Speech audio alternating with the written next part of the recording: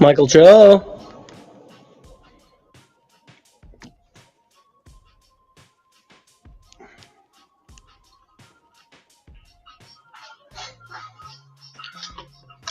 Ooh.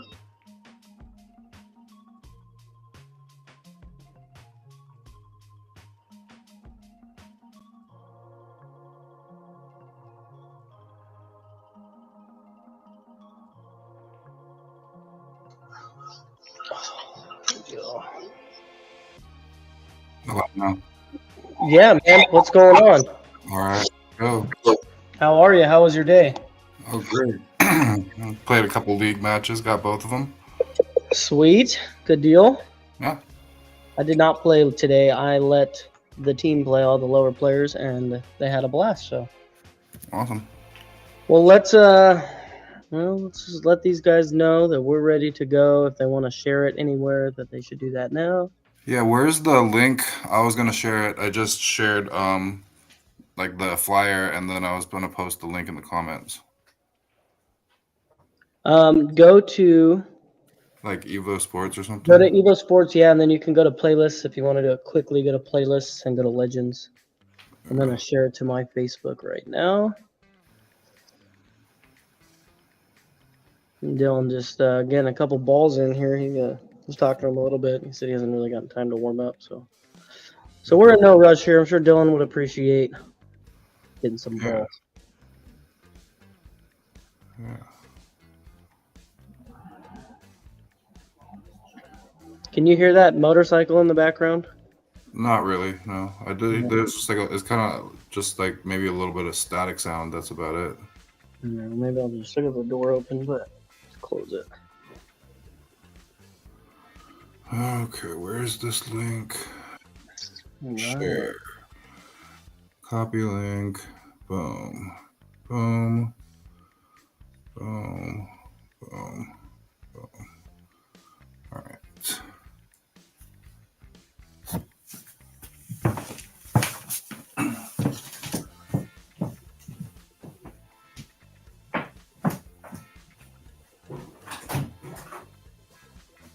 We're doing 10-ball race to 13.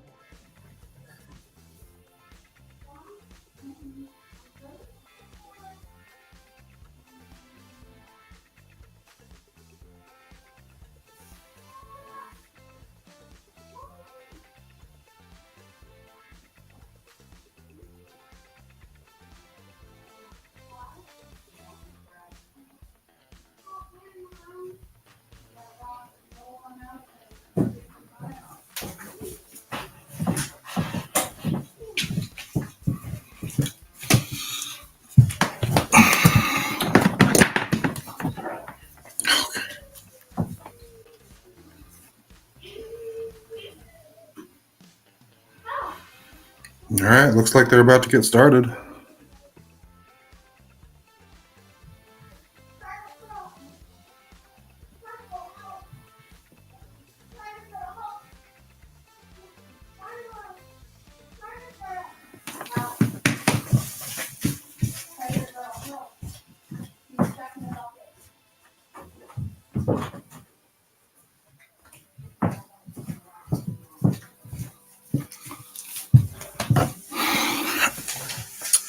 All right. Thank you guys for tuning in. We got myself and Zach Sager commentating this match between DYLANHELPHINGSTINE and Mike DEITCHMAN. A lot of you guys are familiar with both these guys from the local area. Dylan especially helps me run tournaments. And he's got an exciting qualifier coming up pretty soon here for a mob event. Oh no. Starting out a little unlucky. Mike did a scratch on a break there. A couple of problem balls here, but nothing's touching, so it shouldn't be too difficult. If you can get yourself good on that 2, right, you can just kind of roll down and take that 3 in the right side pocket. It looks like the the 9 doesn't need to be pocketed, as it looks like there's going to be an 8-10 combo happening.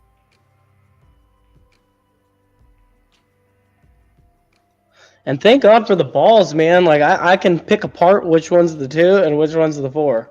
And the 7 and the 6, right? And the Cyclop pool balls, I believe. And Dylan's just going to come up and around. Looks like it came up a little bit short. Yeah, I was talking with Dylan a couple months ago, and he's talking about he prefers getting shaped for balls on the side versus the or in the corner, sorry, rather than the side. Your angle can get weird pretty quick. Getting shape on the side.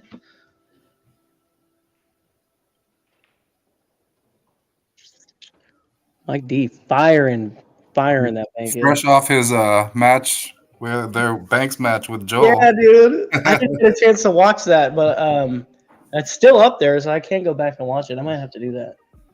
Him and Joel, right? Yeah. Yeah, Joel's a beast. That's his game. So here, I like cutting this ball a little bit inside. Yeah. Oh, yeah. Just a little bit inside and come up, hit that bottom rail. Oh. Kudos to Mike D for taking on Joel in what is definitely Joel's game, though. Oh, dude, yeah, Joel is a beast. I've been talking to Joel. You know, like play him a game of Banks, see where I'm at. Yeah, Joel should come back and play Mike D at his game and play him some one pocket. Yeah.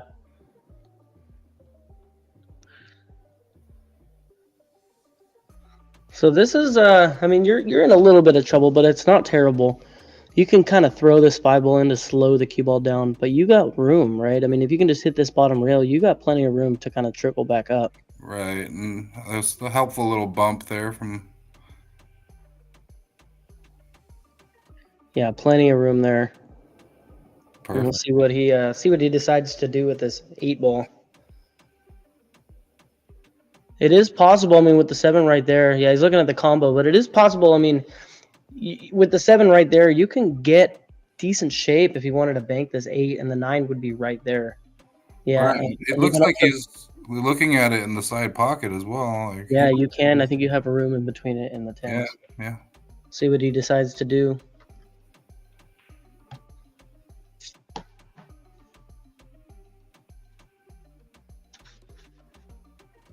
He's got angle too, so yeah, he'd probably try and pot the 8. Yeah, if he's gonna pot the 8, you need to land somewhere in this area. Yeah, I think he was headed up back towards that little piece of candy right there. Yeah, that line's pretty good. He was pointing to where you wanted it. Yep.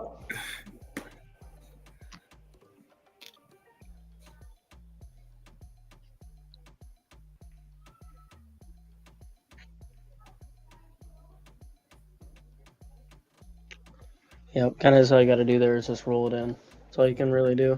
Yeah, like take your medicine kind of shot.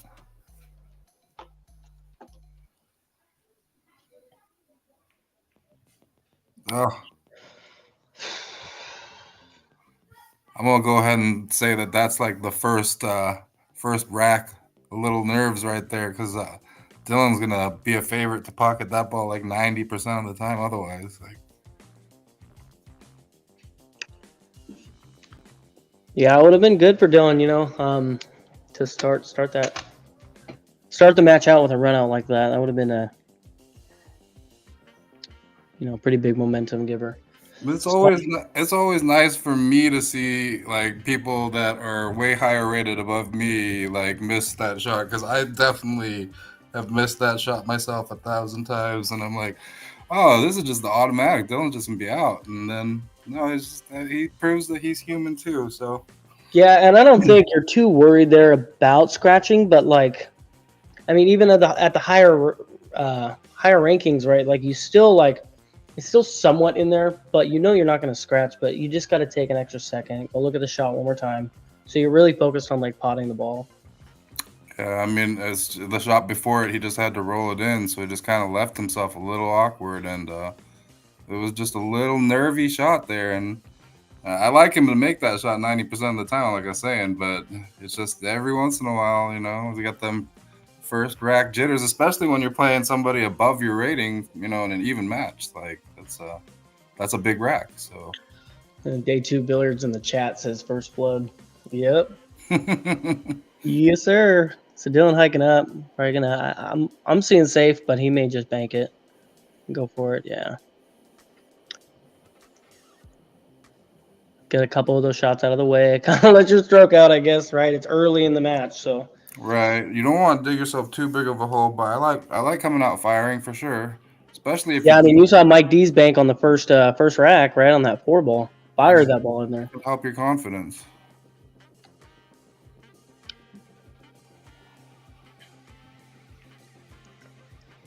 I might move the 10 ball a little bit with his finger.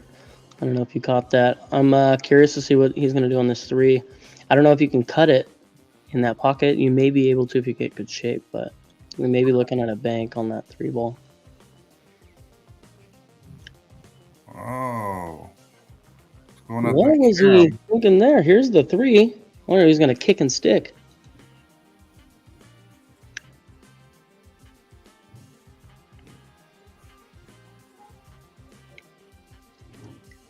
He needs to slow down, yep.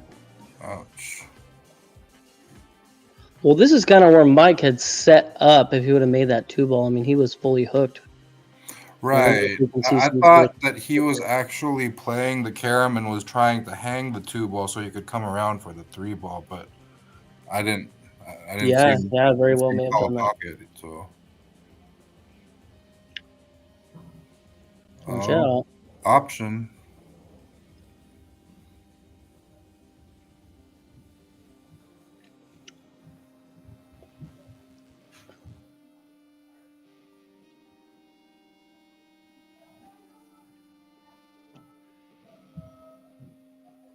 Good shot. Oh, that's a nice play.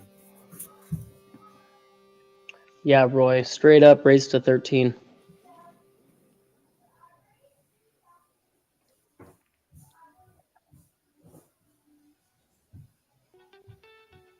Well, opportunity here for Mike. Yeah. Really straightforward run out with the 8 sitting right there. Yeah, he's got balls just sitting in front of pockets.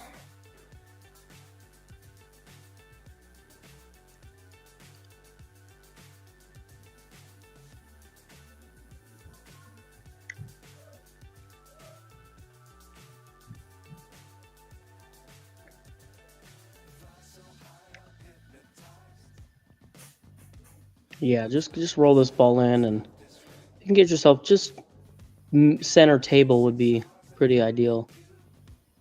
A little bit above it would be good too, and just play it in the side to cue off the roll.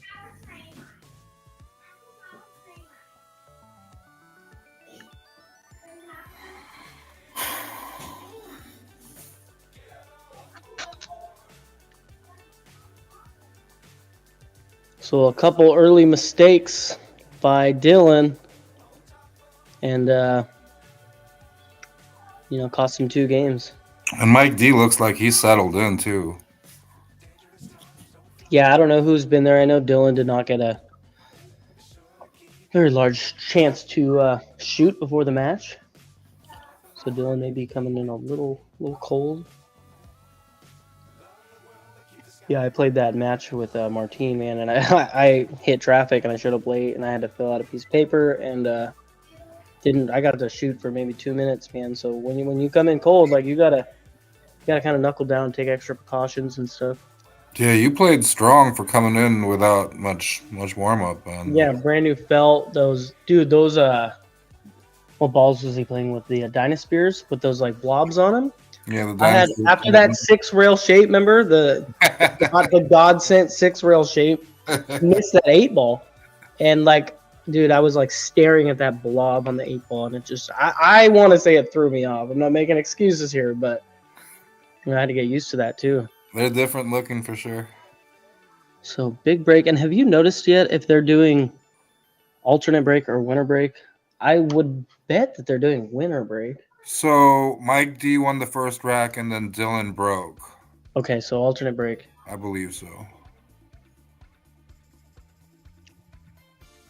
I wonder if they're playing early tens as well. Dylan messaged me, said he got nervous on the first 9 ball. I'm telling you, like Yeah, dude. yeah. That's not a shot he misses.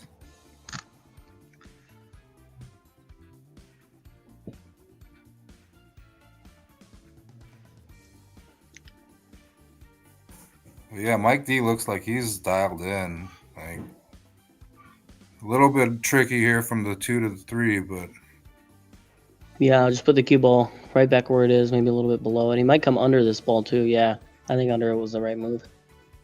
Give himself a little bit of angle, maybe a little too much, but Cindy, hi Cindy, hi Trevor. Those are my friends. so he's up 2-0, right? Yeah, he's up 2-0. Yeah, I'm pretty sure he's playing safe here. You're gonna try and keep control of that table. Yeah, you can play safe here if you can just thin this 3 and try to put it here and send the cue ball up table, right, and kind of hit this rail and end up behind. You kind of use the 9 and the 4. But this is a tough shot here to really thin that ball. Yeah, he hit it pretty hard, but that may work. Gonna sneak behind the 5. Gonna leave a jump shot for Mike. He's got his short stick. Oh, no, he doesn't. Okay. Thought he was walking up with his short stick. He's new. He's gonna get it. He's gonna get it, yep. Yeah, John, it's 2-0. I wonder if any of them realize it. But yeah, the score is 2-0 right now. I had one just like this at the chip tournament the other day, and I speared it in, but like I just sent it off the table. They had the 5-9 wired as soon as I made it. That was such a great shot.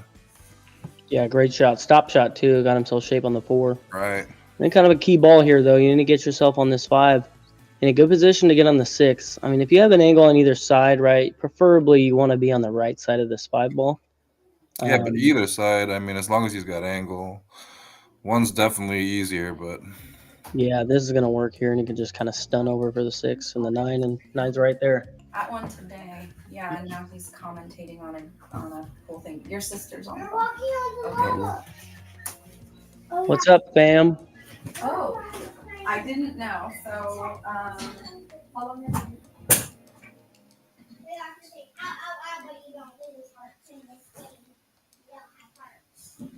Right. Little under this 9 ball here. Maybe to come around the table or just kind of check it up. Kind of end up somewhere over here. Checks it. Yeah, it looks like he's putting the inside, yeah. Yep, just like that. Kobe Pilgrim in the house. What's up, dude? Yeah, Trevor, man, I can't wait for the coast next week. I'm pumped.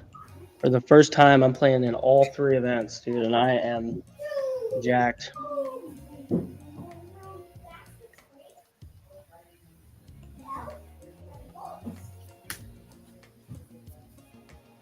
Kobe, you got some stickers for me?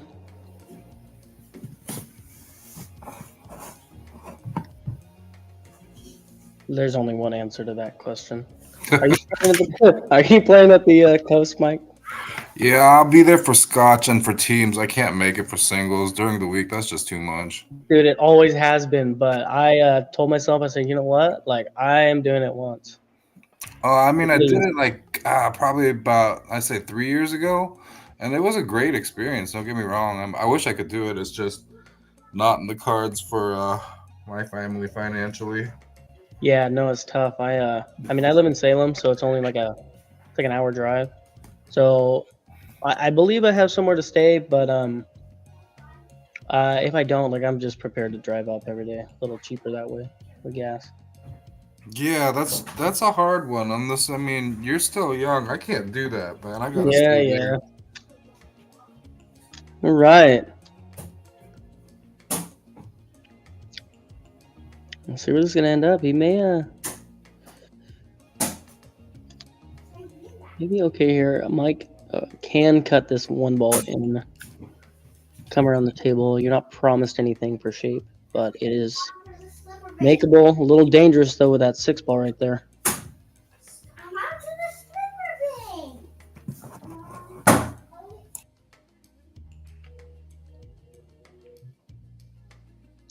Yeah, I like that. It's gonna come out a little bit. It's gonna give Dylan an opportunity. Oh, you know, that combo does not look terrible if you can kind of spin the 1 into the 6 to slow the cue ball down. You don't want to start messing with that 10 ball. You may just play safe. Yeah, you can kind of spin this ball in and send the cue ball kind of this way, a little flatter. Not sure exactly. He may carom it. Carom looks a little thin though. Yeah, it was thin. A good shot. Oh, great shot.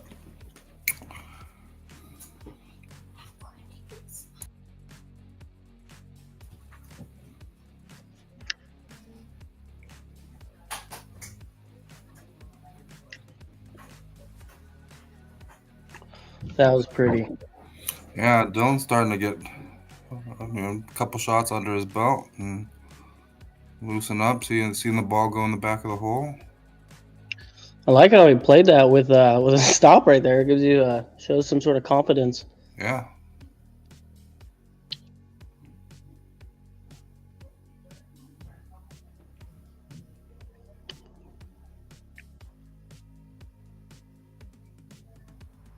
What's that? Oh yeah, I was thinking of that saying, connecting the dots. Duh.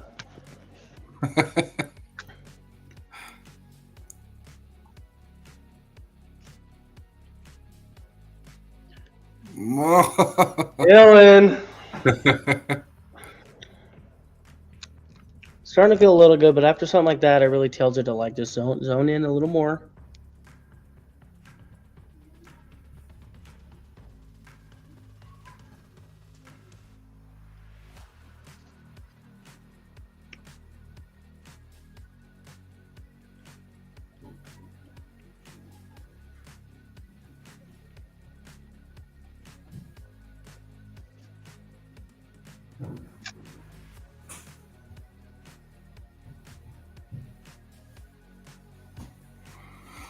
There you go. You get on the board, feel a little bit more comfortable, loosen up.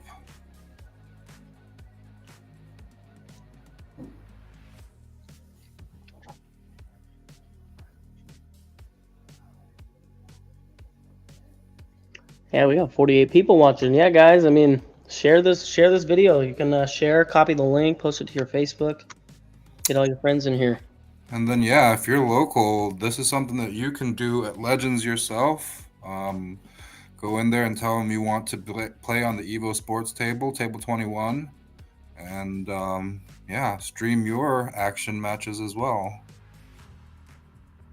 Yeah, dude, Evo Sports is sweet. It's in my house right now, right? I can go anywhere. Pretty sure if I went on a trip to Italy, brought my computer, I can commentate from there. Yeah, and I mean, super cool to have a studio seat and be able to jump on and commentate matches with different people. We did what was it? Up in Everett at the Golden Fleece, the Donware Memorial, Evo Sports did, and man, dude, we had like 10 commentators just jumping around to tables like all weekend.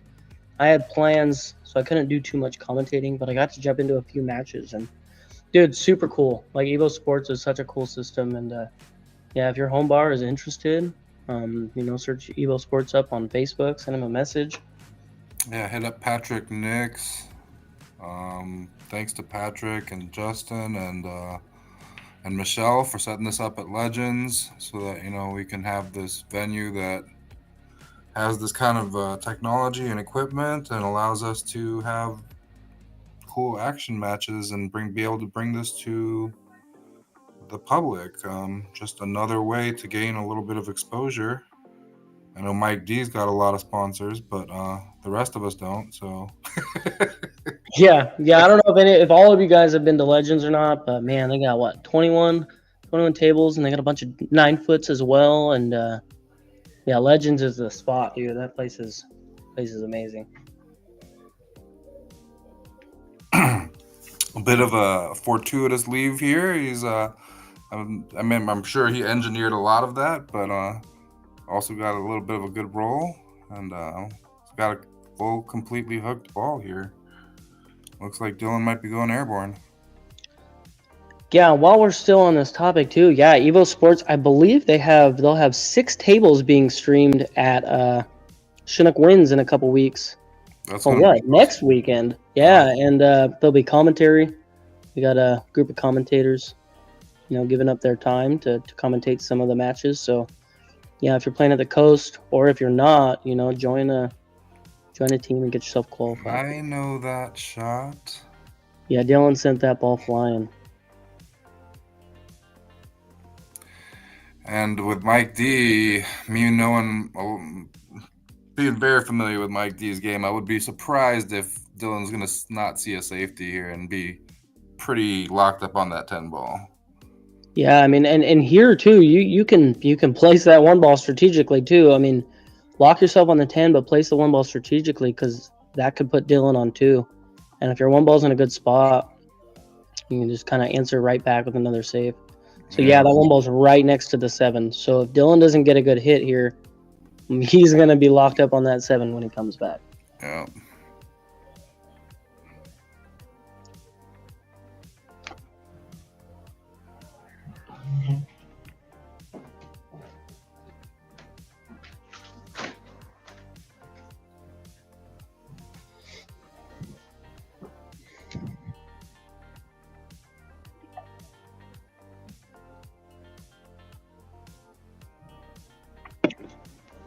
Yeah, it's a big shot here. If he can get a good hit here.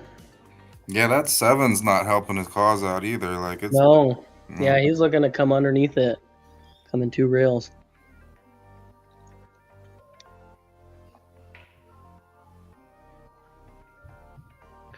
Yeah, if the cue ball would have just snuck over just a tiny bit. Oh, he's gotta go.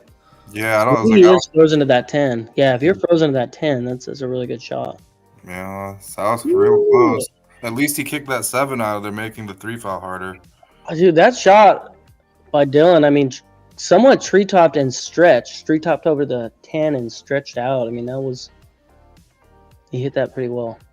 Yeah, I mean, I think that if he had taken a little bit of the speed off, he actually would have hit the 1 ball. But either way, it makes the 3 foul so much harder that it's a quality shot. Like Dylan in the chat, dude, is just cracking me up right now.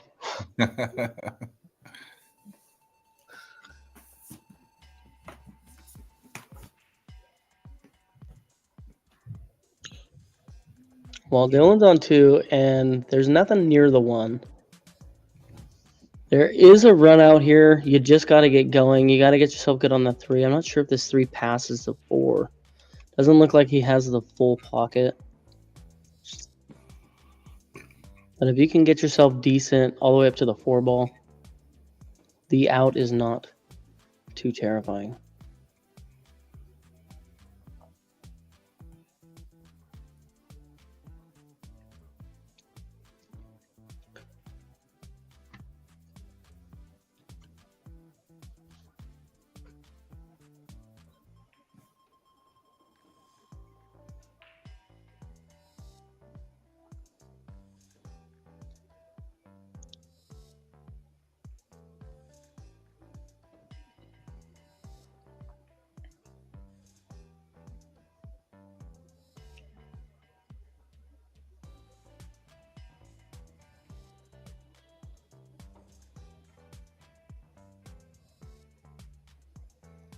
Got a little flat. Yeah.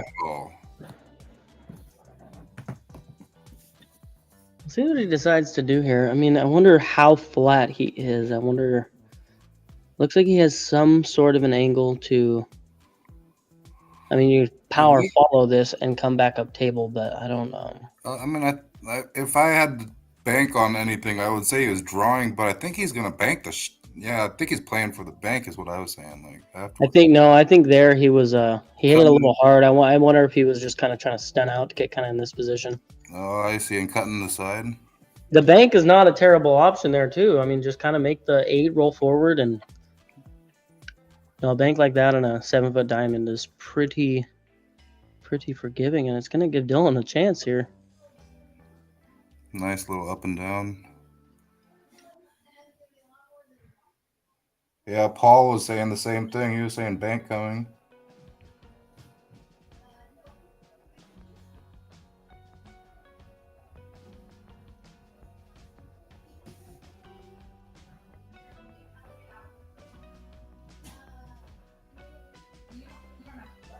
All right, Dylan's back in it.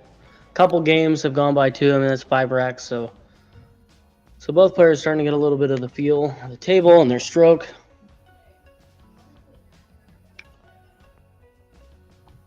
I'm trying to say Dylan Helphinstein really fast in my head because there's no space. It's all one word.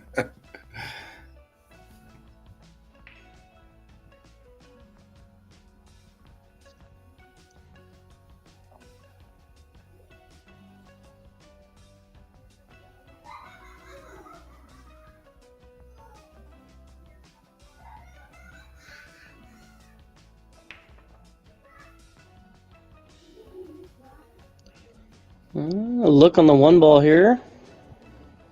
Your 4 ball is your trouble ball, but you have your first 3 balls at the top of the table. Not sure that this, I do not think this 4 goes.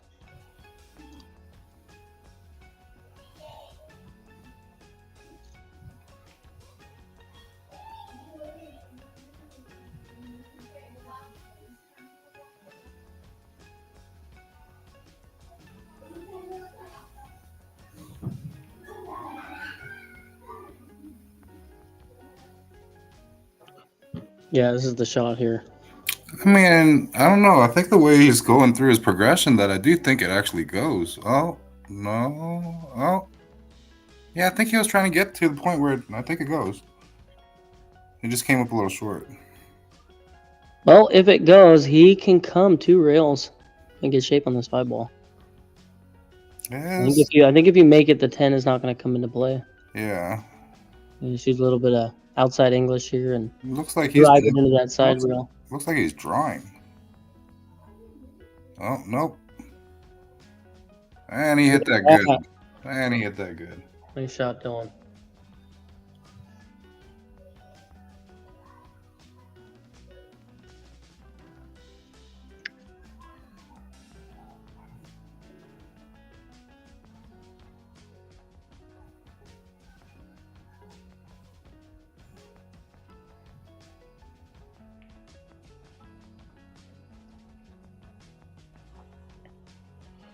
Wonder if he's gonna go 2 rails here and try to hit this, or if he's just gonna kind of check this ball and try to end up. Looks like he's going inside. Yeah.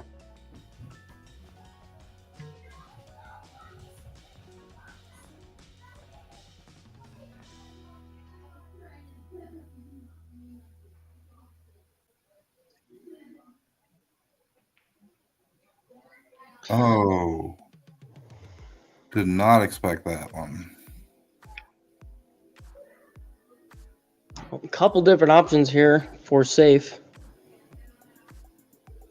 Play a simple T safe. You can go for the bank.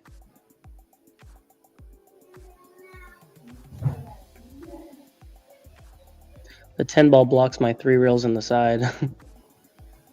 I like that shot, kind of how he did it, but you hit a little higher up and it goes 3 rails in the side, but if you miss, the 9 ball travels back down here and the cue ball ends up over here.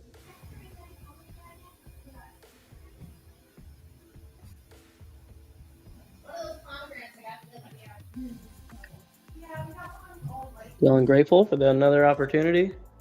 Yeah, looks like we got ourselves a tie match. Yes, sir.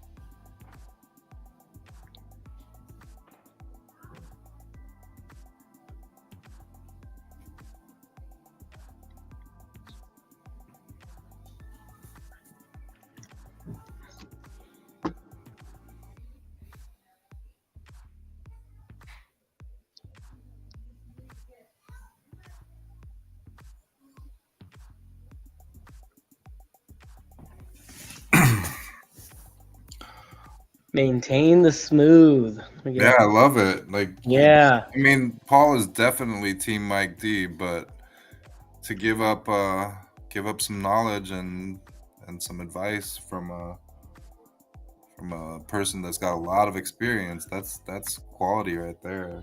And take that to the bank and run with that.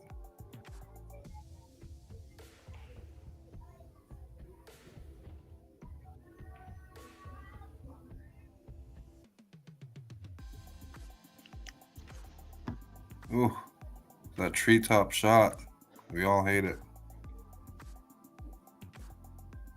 Yeah, I hate it, dude. I haven't put too much work into a shot like that, but I think I need to. I need to get comfortable with it, but I don't know, man. Just looking at it, dude, those treetop shots suck.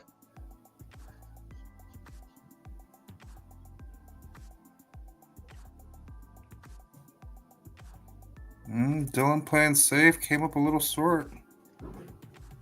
Yeah, I like banking this 2-ball back out, taking the cue ball. Let me restart that. Kind of taking the cue ball this direction. Well, kind of here and spinning it, flattening that angle out and sending the cue ball this way. I mean, you got to get your 2 out there because there is a gap between that 4 and the 3.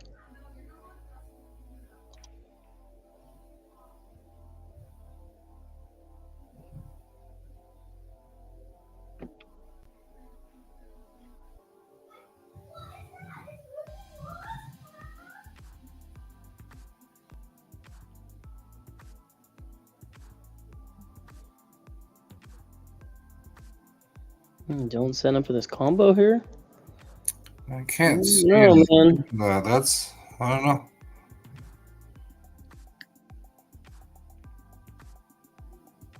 Good shot. Yeah. Gonna leave a window with distance.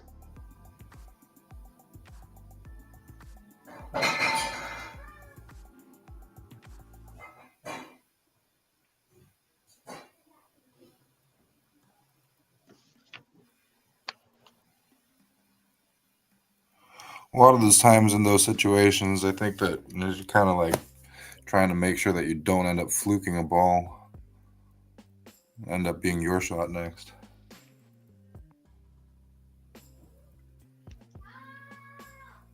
And that's going to work out well.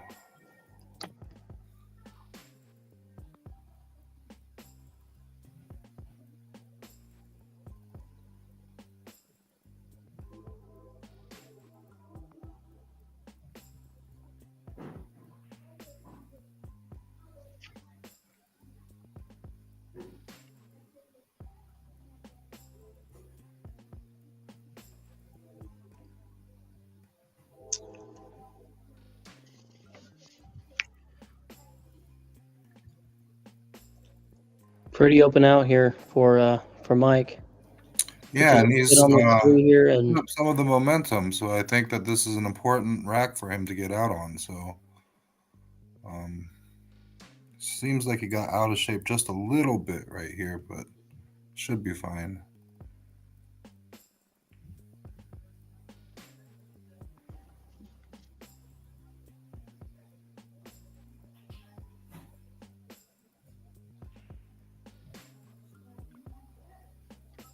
well, get yourself good on the 5. This is kind of a key shot here.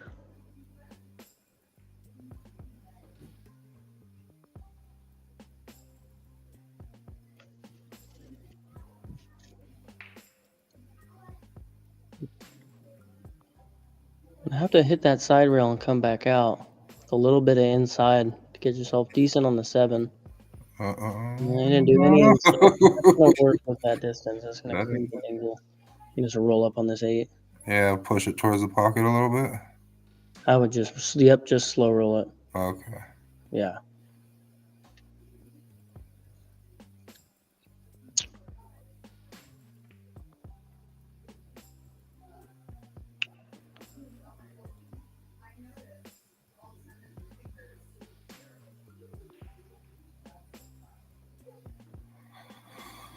All right. Well, looks like he was able to capitalize, and will try and reclaim some of that momentum, that lost momentum, as he was coming out guns blazing up 3-0. Now we might have a back and forth, like a slug it out type of match. That's what everybody wants to see, right? Yeah, man, and I like Dylan out here challenging himself too. That's it's good, man. Dylan's determined for sure. Oh yeah, definitely. Mad respect to Dylan. He had 600 in his sights for a while, and then after he's gotten there, he hasn't taken his foot off the gas. He was looking at moving higher. So.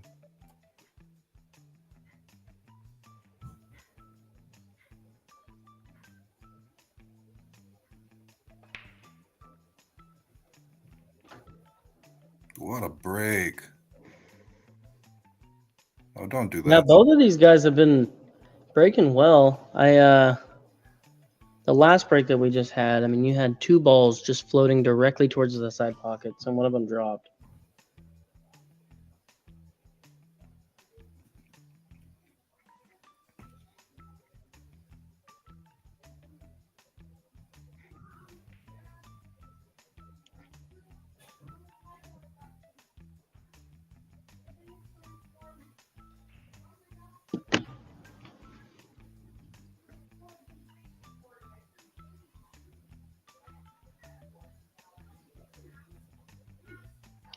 Big shot here. This 2 ball, it may be able to sneak in that corner, but I don't think he necessarily wants that. I know he does have, it looks like he does have the full pocket here. We can come around the 7. Yeah, just like that. And you just go straight at it. Great shot, Dylan.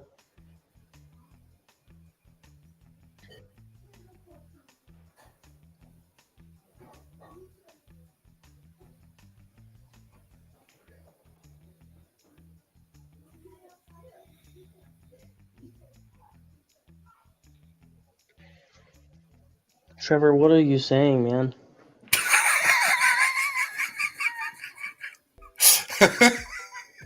I mean, Paul gets it, but Trevor, like, what are you saying, bud?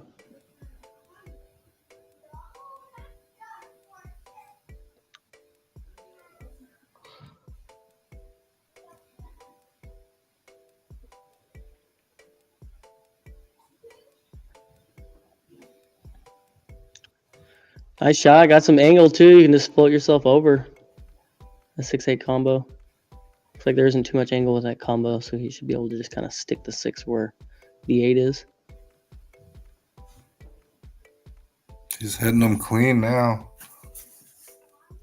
As I was Paul saying earlier, you got to maintain the smooth.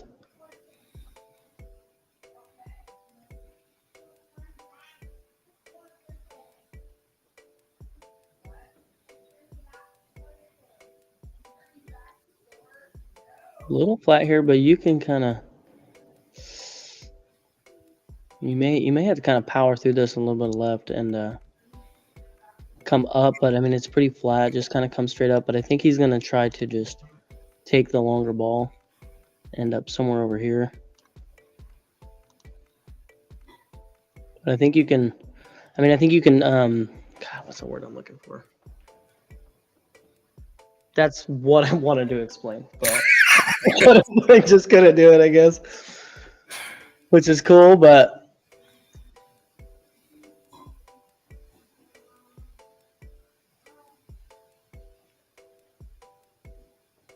yeah, if anybody in the chat knows what I could have said there to explain it. No, know what you're looking for. No rail first, Kobe. A little bit of run and stun, maybe. Actually, you know what, Kobe? I have taken rail first shots in some big matches, and I actually am not too afraid of them. I had a shot on a match against Martine.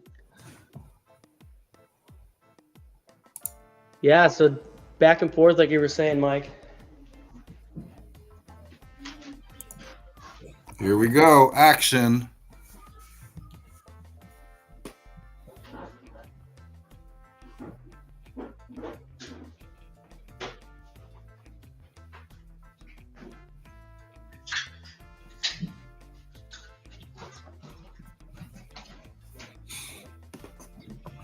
What do you think? You think a bag of chips would be good to snack on right now?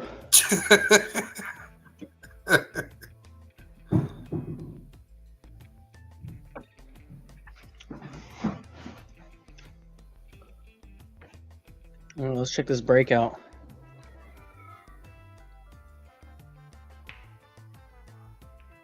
Yeah, not too hard. I mean, you can see those two balls just floating. Just symmetrical. And look at this shape on the one. Yeah, that's ideal Three, right there. Three's found a pocket or is near a pocket. I think you just need to get yourself somewhere in this area for this two. He may can also take the two down into the bottom right corner. You gotta be careful. There's a 6 ball right there.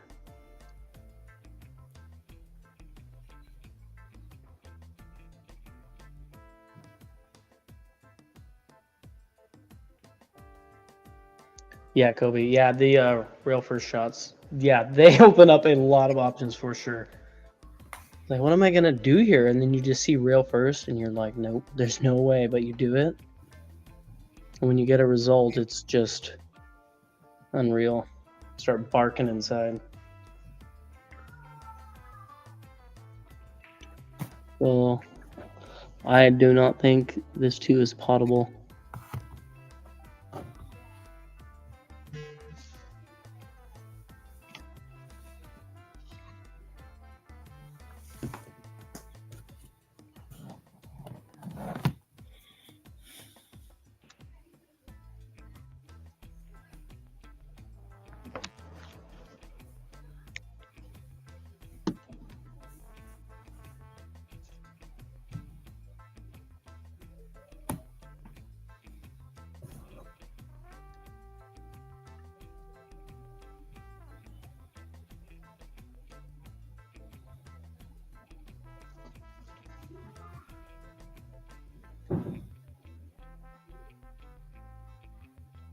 A little short.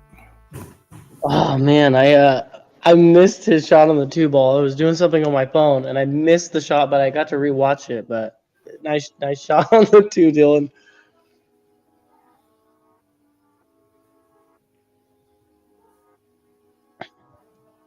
Oh, Come on. Man, I would have liked to see Dylan get out from there. Yeah, an unlucky leaving a masse around the 8 to pot the 2. Bank on the 5.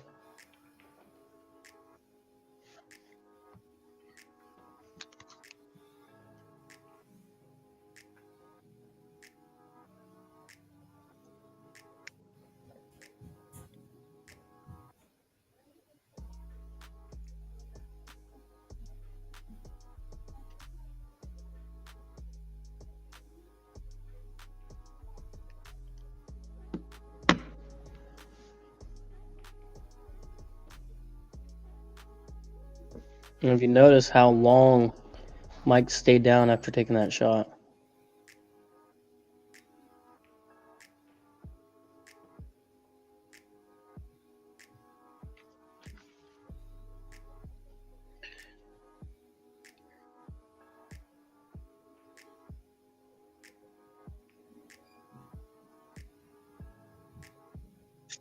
oh no.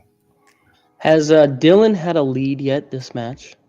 Have you noticed? I don't believe so. No, because I think that I don't know. I don't know who got to 4 first, actually.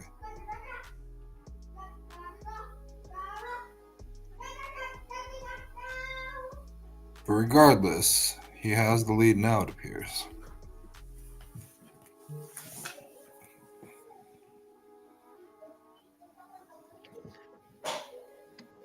Not even I can commentate or curse him. I was so quiet. I was being so quiet. I was like, I should not have. I should have just waited until he got out.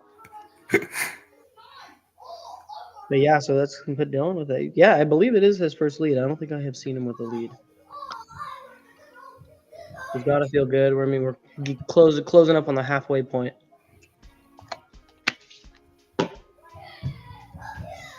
What's going on, Sheldon?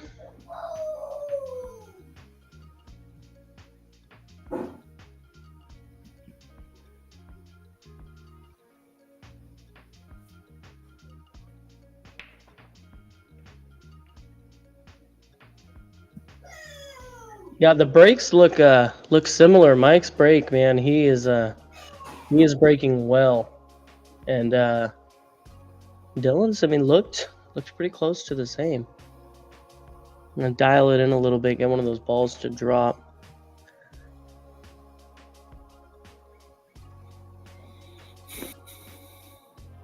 So Mike rolled out, and that was an interesting push shot.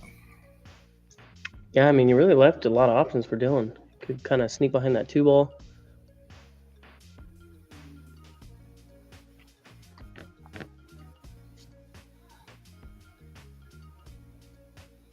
A tricky position here. I'm curious as to what he's gonna do. Oh, he's just gonna fire at it. Well, yeah, I mean, that's kind of what I saw, but there's a lot of traffic, dude. There's a lot of traffic in that shot. Here we go. Got to get back down the other side of the table now. Sean, this is a 7-foot table. I don't know why it matters that you're colorblind.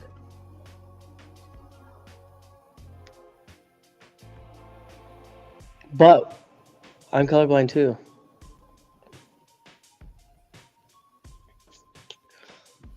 Didn't necessarily want to bump that 4-ball. Yeah, I was just about to But he say. should be okay. The 9 and the 10 are. He's gonna get pro side here. Yeah. Depending on how straight, he may just draw into this rail or stun over to the top side of the 6. Yeah. I like that shot. A little straight. I think he does have some sort of angle. I think the 6 is off the rail just a little bit. Yeah, he had angle. Good little You do have a window here to bank in between the 8-10, but you could get trapped behind the 9-10. Oh, I see. I kind of see how he was taking that there. He played that shot pretty quick, huh? A little bit.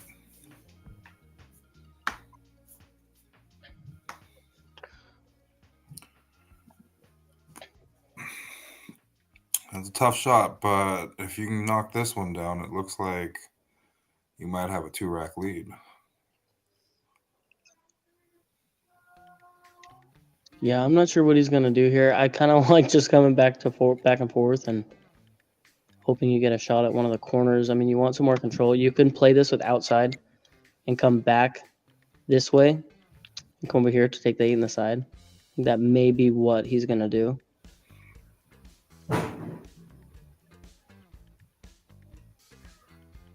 It may come wider than my line. Oh, he went inside. Oh, no. He may still have this. No, he does not. Well, just jump this ball. If you know how to use draw with a jump stick, you can just stop this and stun yourself out. Yeah, But you don't want to be jumping here. It looks like he's just jumping the edge too, so it's not like jumping the full ball, but yeah, he definitely overran his position. Jimmy, no, this is a 12 ball. It's a game I invented. It's a rotation game, but it's call shot, bar rules, no safeties.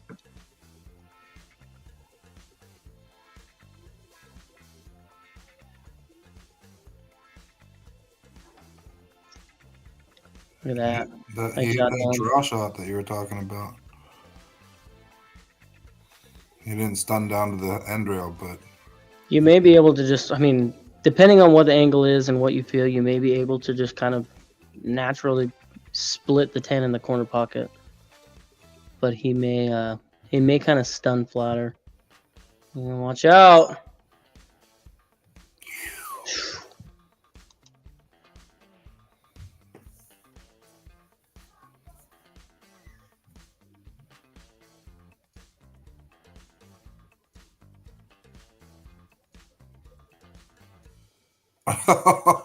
Oh no! Oh, that was Go with a 2-game lead here, dude. So much drama on that shot. It was like, oh, almost gonna hang and then almost gonna scratch and looking at a 2-game lead.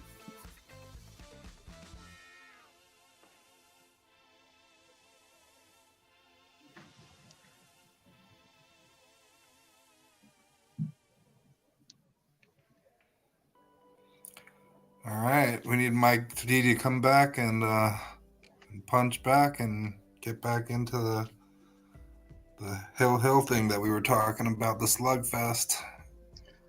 Sheldon, the psychological warfare.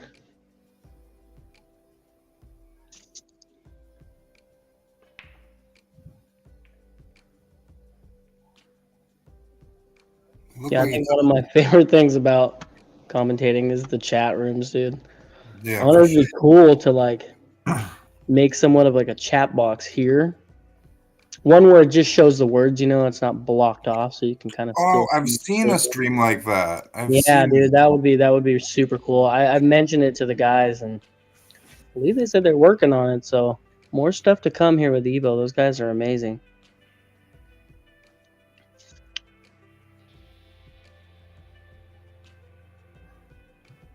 It's like they're always evolving. They're magicians over there with Evo Sports, I tell you what. These guys don't sleep either. So Dylan can make something out of this here. A little tree-topped, but you're at a point here where you can kind of recollect. You got a nice, easy shot on the 2.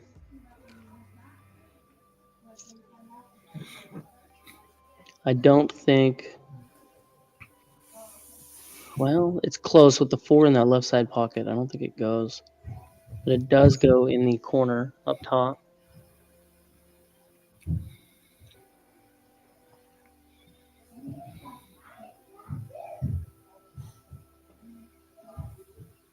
He's just going to rearrange the furniture. I mean... was that... yeah, that 9 ball was not there. It got kicked. So if he wanted to come on the top side of that 5... Got to kind of come up with a plan B here.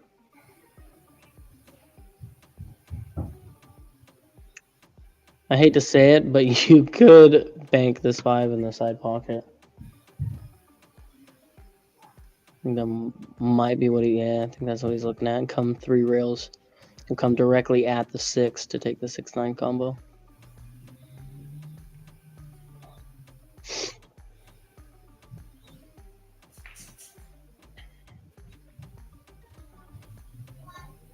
Wonder from here if he might be able to get underneath this 6 ball.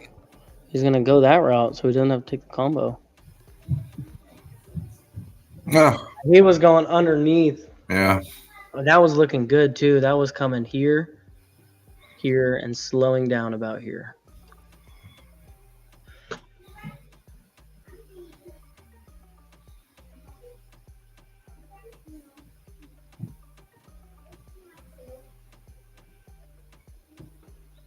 You hit it good. Here, yeah, man, just kind of slow roll this ball, spin yourself out. Kind of throw, not necessarily slow roll, but spin the 6 in and create yourself an angle. Yeah, you can see where he's pointing. I'm just going to go ahead and do a little lollipop here. Might as well. Underhit that a little bit. That's going to end up just fine.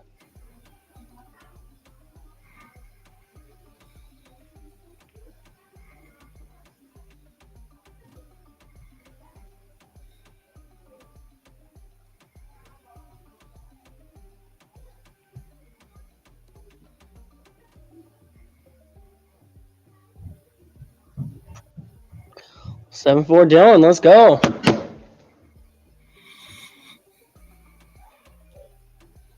Yeah, reached about that. He's just over halfway there now, and yeah, Mike D needs to pick up a game here. Yeah, you see in the chat, it was 3-0 Mike, now 7-4 Dylan. So out of the last 7 games, Dylan is 7-1. Or out of the last 8 games, Dylan is 7-1. Check this breakout again.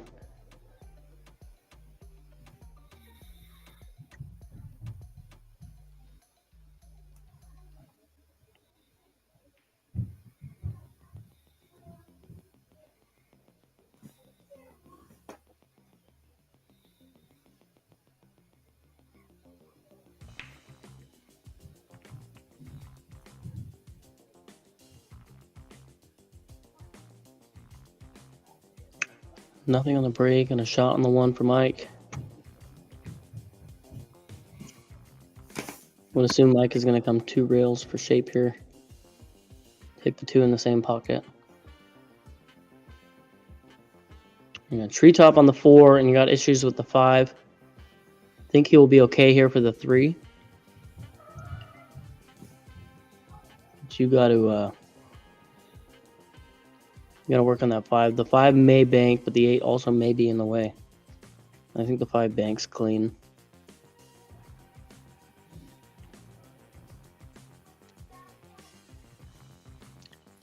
The 7 will probably have to bank if he does not break any of this out.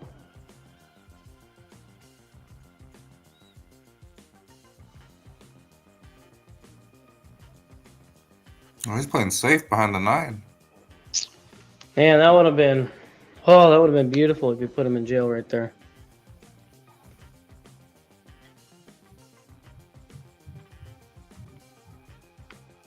Or Dylan's gonna take the cue ball down table. No, he's gonna play with the 6. Looks like he giving up at least an edge, if not more of the ball.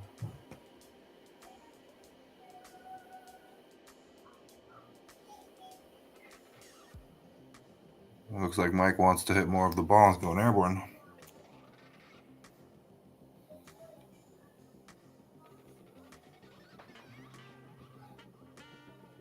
So that right there is going to be Mike's sponsored cue. Going to be a Jerry Olivier jump cue that just made that jump.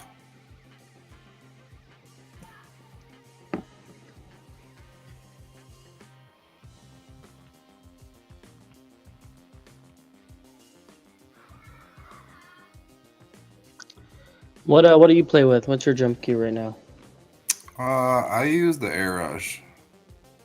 Yeah, I have the gold BK, and I really want the matching air rush. I'm using a propel right now, and I'm loving it. I am loving it. Like, I'm really starting to get used to it now. And that one jump shot that you left yourself on the stream that you played on was money. So on the 8, dude. I know, man. I was in jail, and I just go over there, and I still had hope, right, that I could see, because I wasn't behind that ball. I was so close to it. I thought I was hooked behind, a half inch behind that ball. But I had a clear shot, and yeah, that was a cool shot, and it was right in front of the camera too. It was right there. It made a cool shot. Yeah, you got yourself quite the little highlight reel from that match. Yeah, man. Yeah, I need to start challenging some people, getting on some challenge matches more often. These higher races. I mean, you get highlight reels when you play pool because stuff happens, right? Right. That's why it's cool. This whole Evo Sports thing is just a game changer. Yeah, we have USAPO down here Friday nights, and we have Evo Sports at one of our venues, and 2 of our venues down here in Salem have it. And our Tuesday APA team loves it. So we used it there, and there was a shot that Anthony had made on the 8, and was this 2-rail kick on the 8. He sunk it. And then we had a lower level player. I think she's a 2. I was giving her a timeout, and I could not come up with anything. I couldn't come up with anything to get her out of the safe. And I had 10 seconds left on the clock for the timeout, and I pointed at this spot and told her to hit it really hard. She Z-banked and cut the 4 in. And so she was able to, or I guess I did. I was able to go back and cut the clip. Yeah. And sent it to the group, and she shared it to her Facebook, and all her friends and family got to see it. That's it's awesome. super cool, dude. I'm trying to get the leagues involved into it. That's totally awesome. Oh, he's going behind the 9 again. Came up short again, but distance is good. He's going to be okay here, but, I mean, Dylan can just come up and down with this, and if he can control his speed and end up somewhere in here, or maybe even a little farther, we'll add a little mushroom, I guess. You can bank the 7, but I wonder if he's looking at, I'm not sure what he's looking at right there, but you could bank the 7. You don't really want to. I'm curious if that 7 even goes in the side. I don't think it does.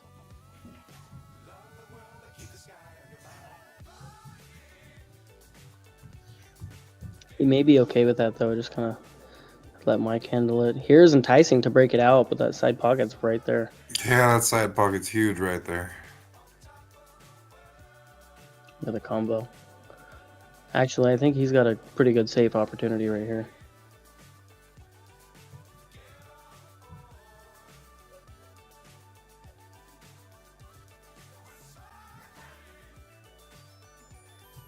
Yeah, Paul was saying earlier that Mike's going to start playing more safes, changing the tone a little bit.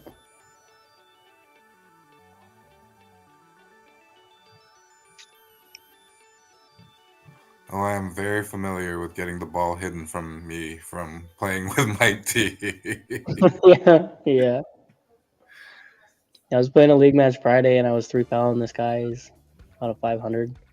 But he doesn't play a lot of tournaments and stuff, so he's not super familiar with the 3-foul. And I had an opportunity, and he came up to me after and said he kind of like appreciated it because he doesn't, it doesn't happen to him that often. And I mean, he wants to get better, right? And so that's the thing. Like, there was an instance that actually happened to Mike earlier. He tried to 3-foul somebody. I think he actually executed it, and the other person just lost it. Like, was calling him names and stuff, and I was just like, dude, that's part of the game for one.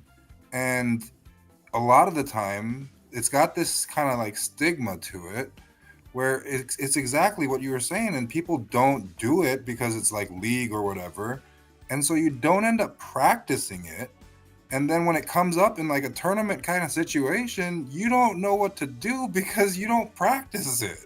It's just Right. like, why wouldn't you take the opportunity to take this seriously and test yourself against somebody that's, trying to lock you up, playing a 3-foul, and learn from it, Then next time when it happens to you, you might not get 3-fouled. But if the only time you practice it is at the coast, that's bad news bears. Right. Yeah, you want to know what to do with it at the coast, or if you go down to Vegas, like you want to know what to do with that because people are going to do that. Exactly. They're gonna do it. If I'm in a national championship, dude, and I have an opportunity to beat you by 3-fouling you, and my opponent doesn't, have knowledge on how to get out of it, like. I mean, if it's the play, the fundamentally sound play, it's the play, right? Like, I mean. Right, and I get it. Like sometimes people will just do it every single rack. Right. They don't really maybe know even what. If you're winning the racks, like you're winning the racks, right? Right. And sometimes you'll get them on 2, and then it'll open up, and then you'll just run out anyways. So it's like, it's not like always that you're just going to try the 3-foul, even if in the beginning when you are trying to get on 1 and 2, it ends up being, the proper play. But after that, it depends on what they do. Some players will just realize that they're about to get 3-fouled and just break everything wide open, hand you ball in hand, and say, you better run out. Like, you ain't 3-fouling me. So yeah, miscuing on the break. If you are the opponent getting 3-fouled, if you miscue, just break the balls up, make it harder. Right. Looks like you just got called out in the chat. I'm glad that Mike D got that game though. Yeah, Mike said, nuh-uh, I'm getting back in this right now.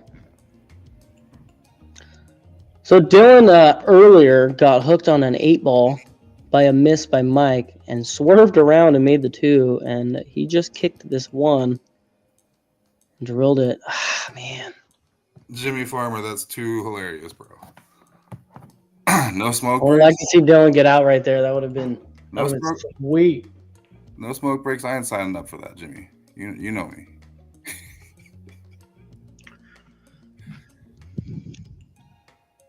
So I wonder what's going to happen here on this 5. There's no bank. I wonder if he can kind of sneak that Maybe in the side, or if he's going to play safe here. Maybe play it off the 8 in the side. Well, you got to hit it thin. The 8 is a little high. Oh, he's just going to make it clean. Yeah. Yep. All right. Just sneak it right by it. 6 to 7's a little tricky. Follow it inside. Gonna end up with a bank shot, maybe? Yeah, he's going for the bank. A little low and tree-topped. I mean, he's coming off that Joel Peck match, dude. He's feeling froggy with the banks. Let's go. said if Joel can do it, I can do it. Let's go. That is not necessarily true. Joel, are you watching right now?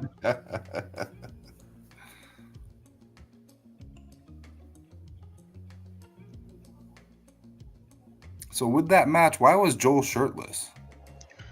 I saw someone ask the same thing. Like, I was scrolling the chat and nobody was talking about it. I was like, am I missing something here? So I asked, and somebody said something about he takes his shirt off when he's on fire or something like that.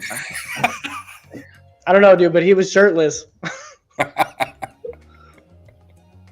He's like, I'm getting comfy in here, dude. I didn't think it was that warm when I played there, so I thought Jesse. It got a little warm when I was playing there, but I thought Jesse and Stephanie had a pretty good. I mean, typically when you get a little warm and you're at somebody's house playing pool, you may not take your shirt off unless there's drinking involved. I was like, did Joel play Mike before this at one pocket and lost his shirt, and now he's about to win it back in Banks? Like, maybe that was Mike's handicap. I'll play you, but you got to take your shirt off.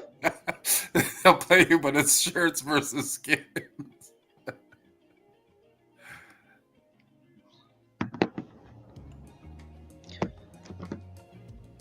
So Mike, oh, okay. I was looking at the 9 as the cue ball.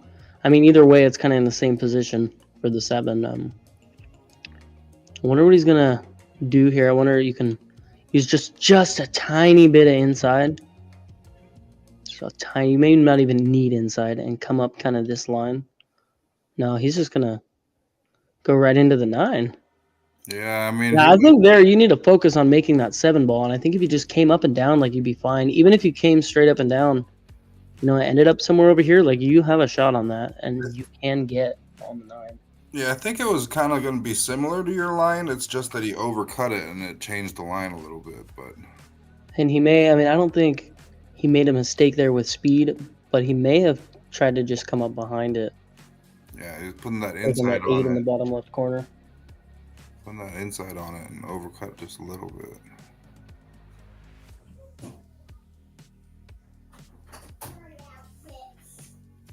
Oh, Dylan feeling froggy. Uh-oh. Oh, that was a good shot. All right, Mike with the 3 ball out.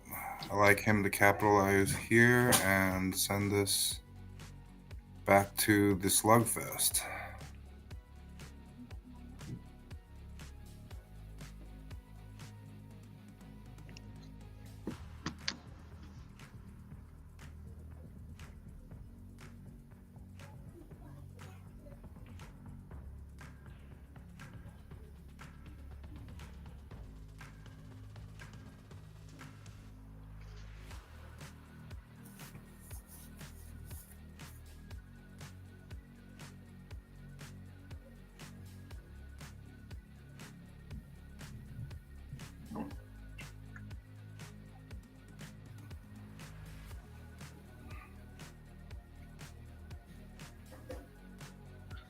So this is rack number 14, so we're at the halfway point of this match. If it were to go hill, this is the halfway point. Yeah, it's the action that people want to see is, you know, the drama of going hill, and we're halfway there. I got no dog in this fight. I got no bets on either side. I like both people, so just rooting for a good match. And I think I'm rooting back and forth. Whoever's up, I'm rooting for the other guy. Yeah, I'm taking the underdog here. Let's go, Dylan.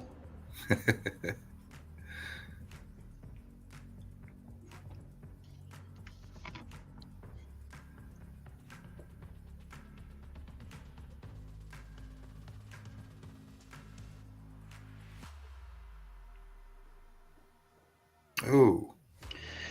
He was trying to, you know, there, I almost like coming top left and coming around this way and hitting this rail because you can hit it a little harder and you naturally coming this way for the 3, right? Yeah. Instead of trying to stop really in like, I mean, he hit it stop, so it was almost like he was trying to stop in this area. Right. Well, I mean, either way, if he would have hit that a little harder or got the reaction off the ball he wanted, he may have been trying to hit it a little harder to come on this line, but going airborne. Here we go, JerryOlivierQs.com.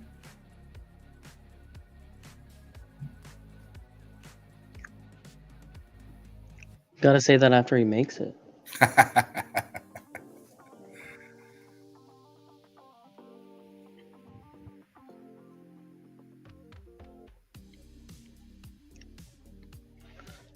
Yeah, I like this. If he can kind of hold this ball and split that 6-7 and come up on this left side rail. Yeah, you can see he tried to hold it. He went straight, split that 6-9. Yeah. But yeah, you can see the reaction off the rail. He tried to hold that ball and come through here, I believe.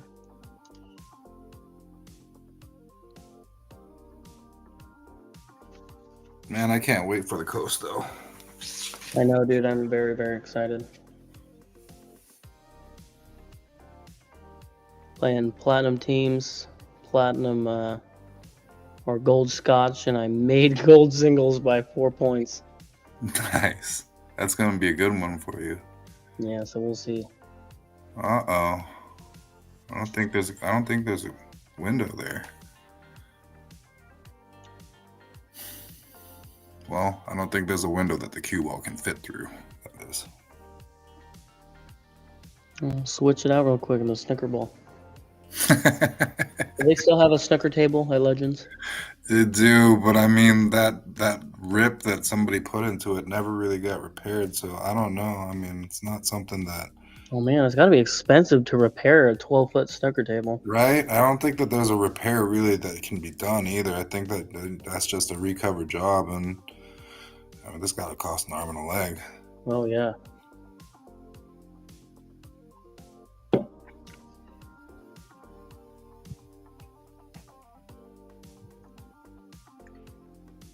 Oh, that's brutal.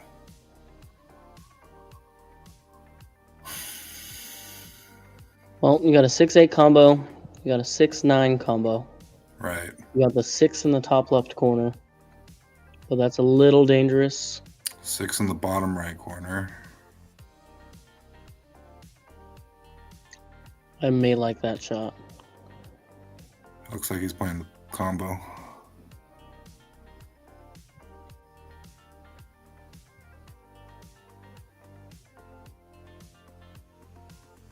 Oh, there's the Paul comment coming into play. Mike D busting out the safe.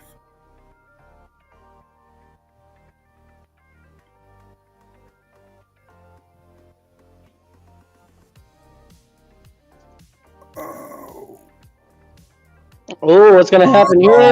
Oh, no. I think he's got an edge, maybe. It's close. That's center to center. Yeah, I don't think so. Yeah. He's looking at it like he does, though.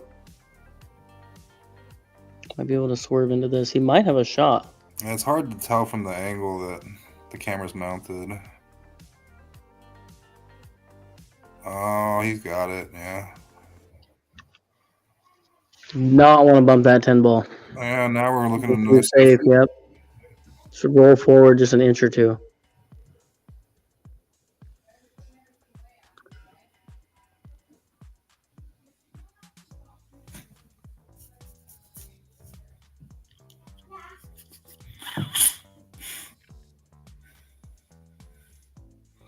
I mean, Paul does know his friend pretty well.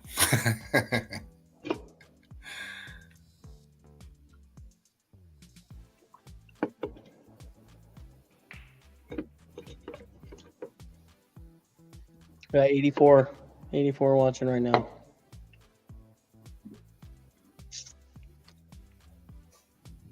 I was wondering if he was going to go 1 or 2 rails. Look at this. Yeah, return save.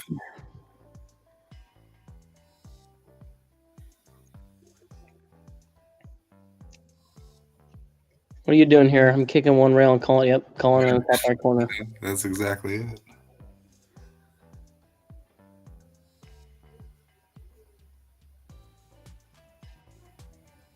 And then getting lucky. That's my plan, getting lucky. Man, got quite the safety battle going on here.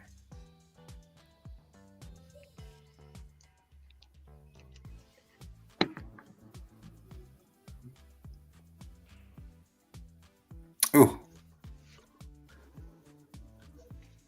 That's one of those where if you're playing for the hit, you probably get the hit all day, but it doesn't really do much for you. He played to make the shot and hit it thin, and then you risk not hitting it at all.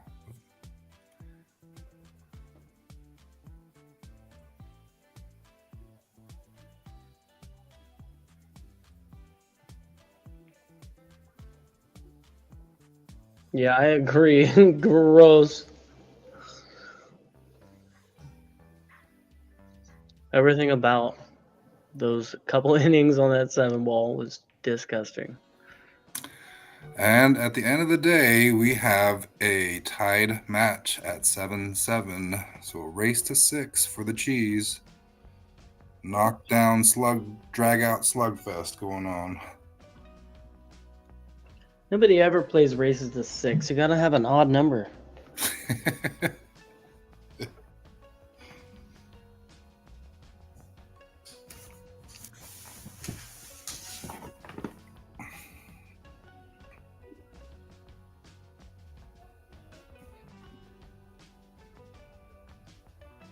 Yeah, Shannon. Yeah, super cool that people can just jump in and watch these guys battle it up. Share it. Share the stream.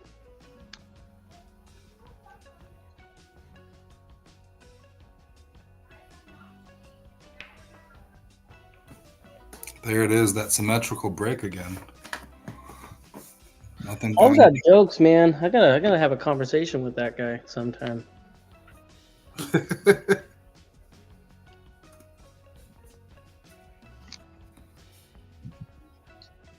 So we're seeing rollout here. Yeah, the thing with the rollout, man, is you want the ball back. Typically, I do. I want to put it in a spot where I can play safe or make it. I mean, I want the ball back.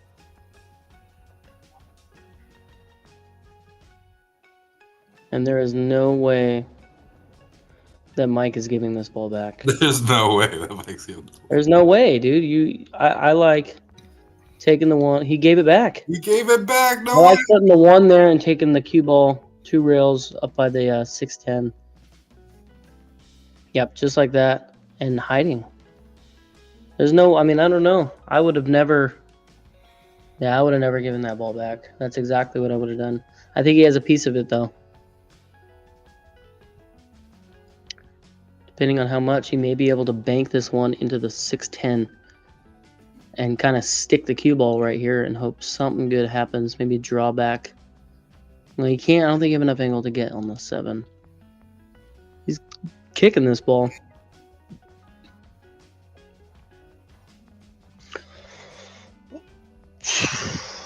I mean, I gotta think that kind of play comes out of his one pocket playbook right there.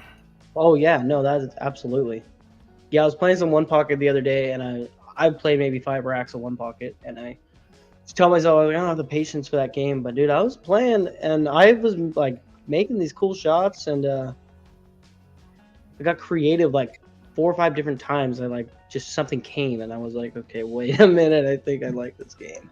Yeah, I mean, I don't have the patience for it, but I have played it, and I do have a general understanding, more than the average kind of player, my rating, I suppose. And that came down to one match where we're playing 8-ball, we're playing Scotch doubles, and the 8 like hung up in the corner pocket, and there was all these balls in front of the pocket that we had to get out of there. Oh, here we go. So there is early 10. I was wondering at the beginning of this match if there was early 10. Yeah, we're riding the 10 ball. No, we are riding it. I mean, I don't blame him. He's just down with a 7-4. Yeah, he takes the lead. 7-7. Yeah, take that with all those balls right there. Yeah. So yeah, the 8 balls hanging in the corner pocket. There's a bunch of balls in front of it.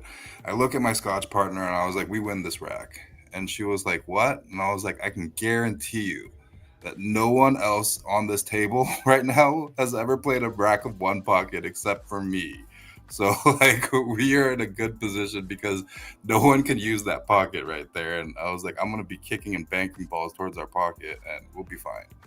And we ended up actually winning the rack. I took a timeout with her, and I ended up taking a timeout where she put the cue ball into the stack. It was almost like a one pocket game. It was crazy. She put the cue ball in the stack, and it broke out all of our balls and tied up all of their balls in the stack. And she was like, "How did you do that?" And I was like, I wouldn't have seen that shot if I had never played one pocket before. So Sounds like you need to challenge Mike D in a game of one pocket. no, God no. I have donated enough money to Mike D.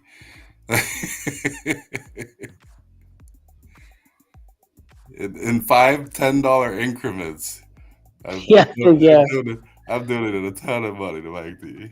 I wonder if he might just be looking at kind of leaving the cue ball kind of where the 2 is. He might be able to get an edge of that 3 and make it. Come back out for the 4 on the side. I'm gonna take a hard look at it here though. I wonder too if you can avoid this side pocket, if you can follow, kind of come here and bend. You'll bend the cue ball on that line. Yeah, he's just gonna stop it. Oh, He's playing safe. Came up a little That's bit gonna short. give Dylan natural. He's gonna be able to get natural shape on this 3. Yeah, I mean, came up a little bit short, but I like the effort. There was creativity there.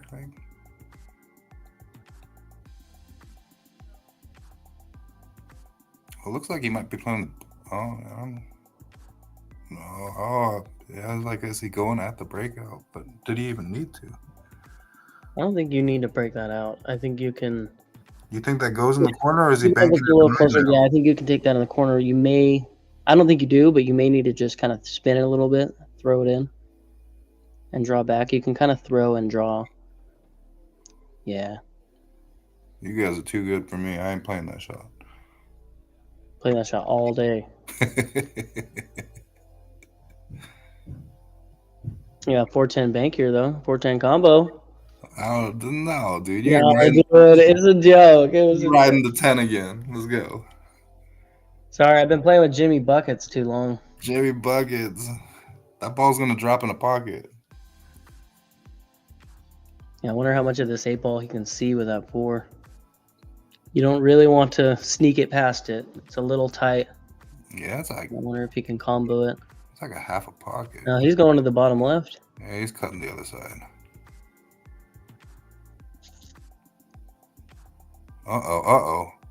Oh man, that's unfortunate. Now we riding the 9? Oh no, I was like, I don't know, man. I mean, if you can get creative here and come up with a safe opportunity too, and Jesus 10, I don't think you can. I don't think there's much of a safe opportunity. I mean, if you have an option, he's going to take it. But if you have an option, he's riding the 10, bro. Yeah, no, yeah. If you ever have options, right, to take, like a 1-9 combo or whatever, like combo in the 9 or the 10. Yeah, he thought again. You can get safe out of it. I mean, do it. Play safe. If you miss, you're safe. Like you're safe to take that shot. Oh, he's playing safe. That's a smart play.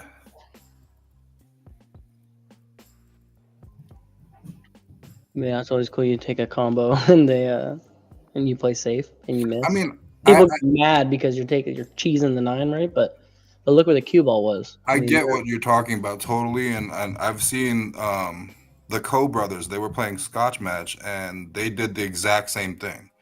They played the cheese, and because they knew that they could lock up safety at the same time, and I thought it was brilliant. Is it just me, or is Dylan struggling with some rules here? So I've played on a bunch of teams with Dylan in the past, and I'm gonna go on record as to say that Dylan is a bit unlucky when it comes to playing rotation. He does get his fair share. I mean, his opponent gets their fair share of rolls. He doesn't. Like, it's And then the thing is, like, he's human too, like the rest of us, right? Like you can only take so much, and then it starts to like weigh on you a little bit, right? Like you get a little bit negative, and then it kind of snowballs a little bit. So I'm not even joking though. I mean, I've seen it happen with my own eyes. I'm just flabbergasted. I'm like, dude, that's insanely bad roll. Like, just.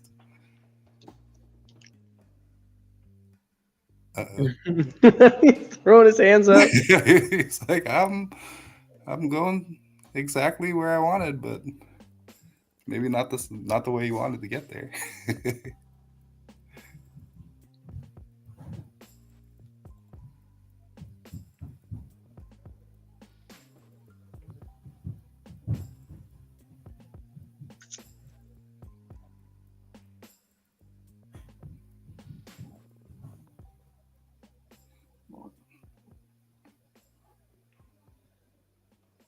Ooh.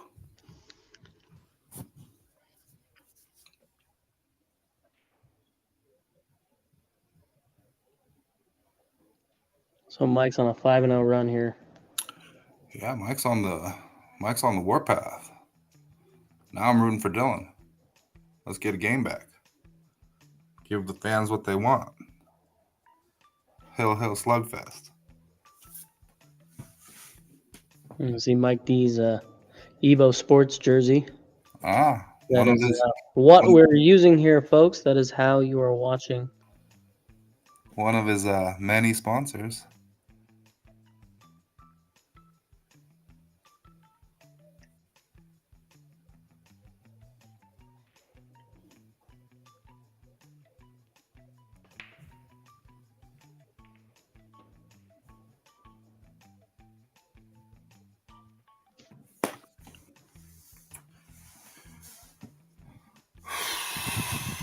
And I mean, he's kind of like playing. Yeah, he's gonna try to kiss up on that 3-ball. Yeah, and Mike deserves the sponsors that he's got. I mean, he gives them a lot of advertising, and he's done a lot for the local pool scene. A lot of people aren't really familiar with how much he's contributed to the local pool scene.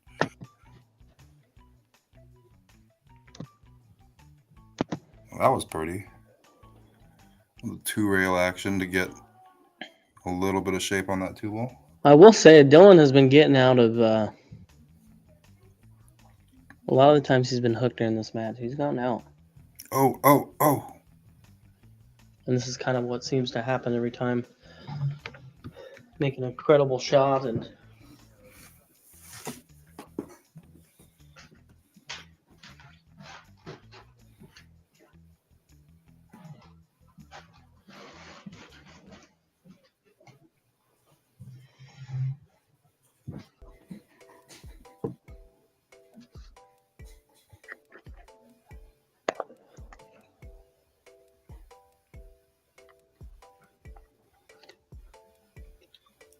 came up a little short here.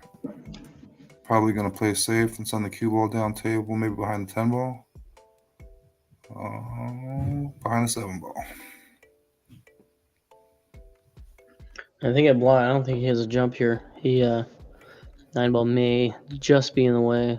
Yeah, I think he's. But I think he's going to get his. Yeah, he's.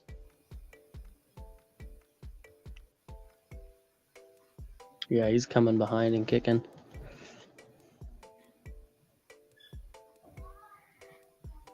Oh, he's kicking the end rail. That's going to require a ton of English. Oh, okay. Yeah, there you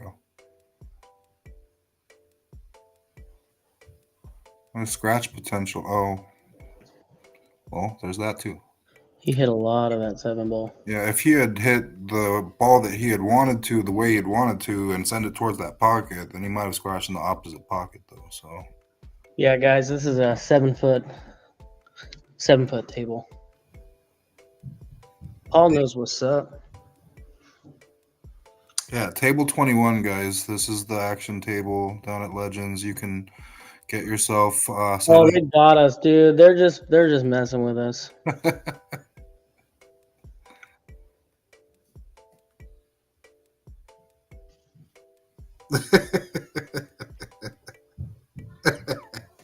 These guys are just huge.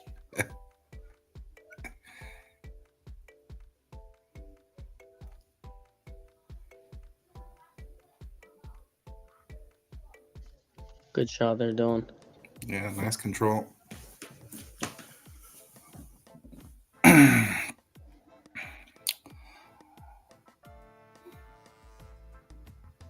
So as a player that's a little lower rated that aspires to be like these types of players, a lot of the time I realize that I try and do too much, and that higher rated players a lot of the time will go with the surefire thing and make it way more simpler than. Yeah, man. I mean, playing the percentages is huge, right? Like that's something to just take and keep. Playing the percent. Oh, is this ball? No, it's not. It's going where he called. It rolled off a little bit there at the end. It did. It was going. Yeah, man. Playing the percentages is huge. Taking the simpler shots. I mean, especially on a 7-foot table, you don't want to travel too much. You can, and if you know how to control the ball, you can. But yeah, play the percentages. Watch the pros, man. Even on the 9-foots, like they're not moving the cue ball that much. Yeah, this one's pretty tic-tac-toe, and he needs to really bear down and get this one to get back into this match. Starting to get a little bit. Mike D is building up that momentum, and Dylan needs to shift that needle back his direction. Close this one out.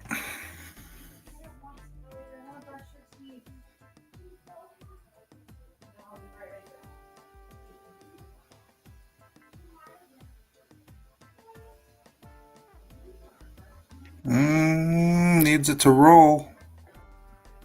Should be good.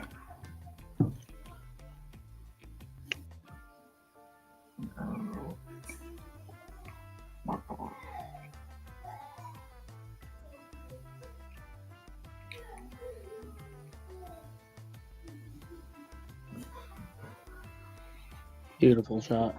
It was.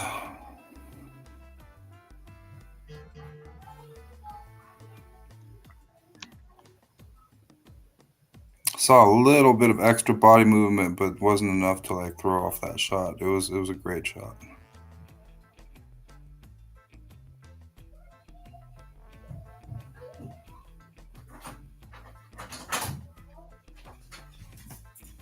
Hello, Dada.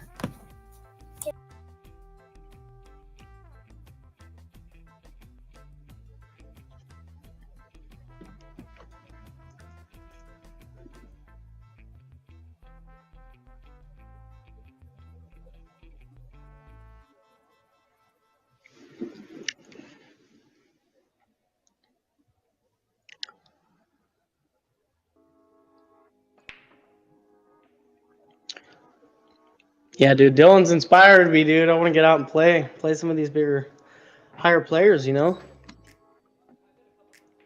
We got a couple down here in Salem that are higher rated than me, and inspired me to get out and play on the Evo Sports. Yeah, who's just above your weight that would be a good match for you? Like Sean Self doesn't want none. Sean Self doesn't. Just kidding. He wants some. He wants to play. Sean Self and you would be a good match for sure. Yeah, I love playing Sean. Sean Yeah, and I are about the same.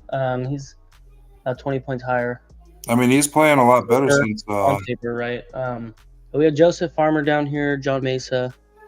Randy's down here, but we got to get him drunk first. What a shot, Dylan. What a shot. Yeah, that was beautiful. Yeah. Nothing touching either, so if he can get... I mean, this is a tough shot. I can't really tell how close that cue ball is to the 9. He may be able... No, he cannot go that way. Yeah. 7 is like right there. He may come behind it. Yeah. He's trying to Z-bank right behind it. But I don't think he called anything there either. I mean, he just kind of got up and fired it. I mean, at least they're like, okay, come up with the idea, maybe call it in the bottom right corner and fire away. But, I mean, he kind of just got down and fired it. Sean said scared. Come on. But now your table is no longer open either. He tied up a bunch of balls doing that. So He's gonna play safe. Is he gonna try to 3-foul right now? I think I he think is. that's what's coming after all these balls got tied up. And remember, put the 1 in a good spot. Yeah, that's good. You put the 1 over there by all those balls. You have something to play safe with on the next shot. I mean, I like him to hit this one since he's got a bit of room, though.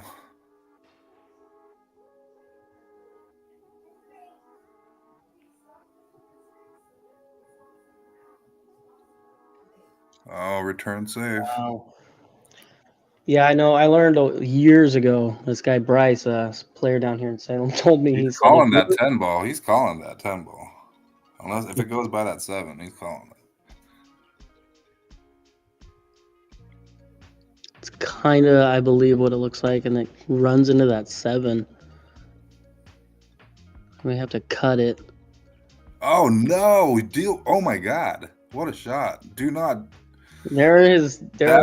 That's the thing, dude. There are Right the there. rules. It happens to him, and then if he allows it to demoralize him, is kind of like his Achilles heel, because it does happen to him. It's not his fault at all. He hit that shot so good, and it's so brutal. I've seen it happen, and Yeah, and he didn't. He did not call that 1 ball. Mike D gave it right back.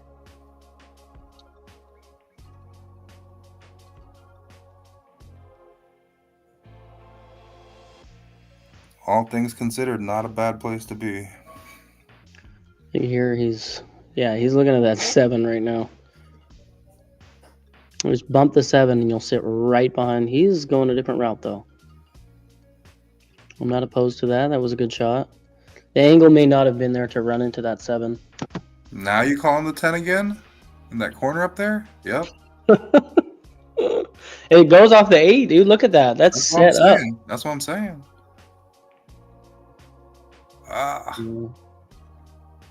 But return safe. Yeah, this happened, what, last rack or a couple racks ago?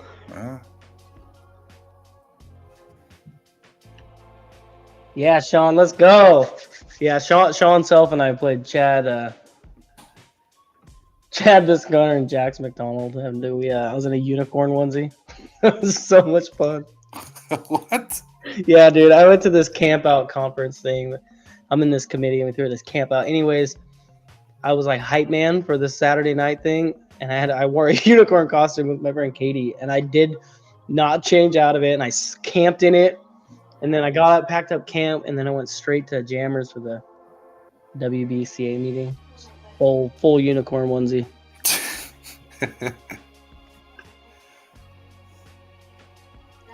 Man, this rack looked pretty promising early on to get some sort of run out, and my team gets out of a safe and hooks Dylan, and we are still battling it out.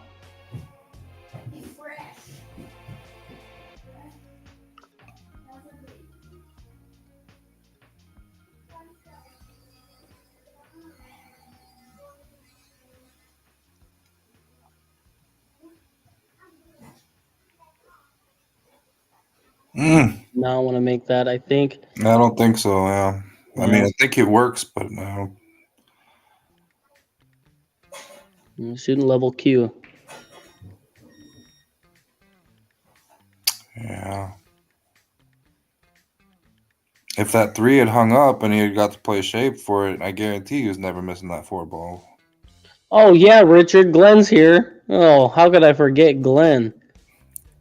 I've been playing the Saturday night tournaments at Jammers. Man, I've been doing pretty good against Glenn. I've been focused. Just every time I play him, just focus. I don't talk to anybody. I'm doing all right against Glenn, but yeah, he's in town and he's playing.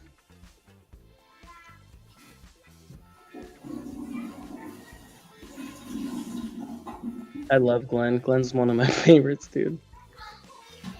Oh, he's smiling. Chris Plummer would be a good match for you too. Yeah, I would play Chris. Chris is in Yamhill County area. He comes down. Plays league down in Salem on Wednesdays, so that's when I could catch him.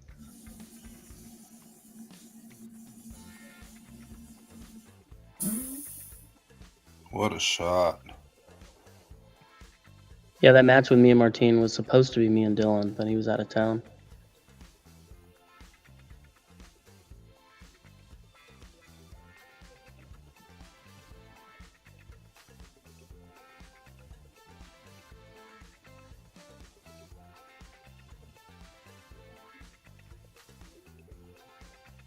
Ooh, that'd be a good match. Looks like we're going hell again. I have a question. Trevor, every time I play you, you have jet lag. Every single time. So you're just going to drive. I mean, 4 hours isn't that bad.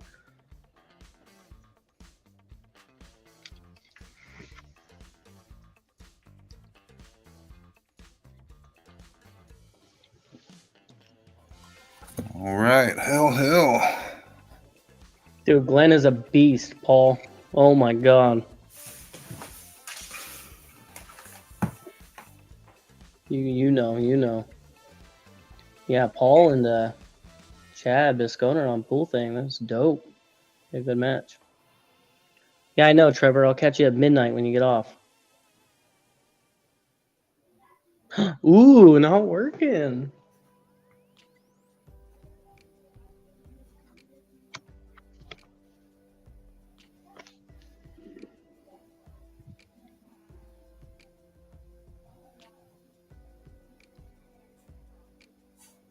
Here we are with the even numbers again. Race to 4.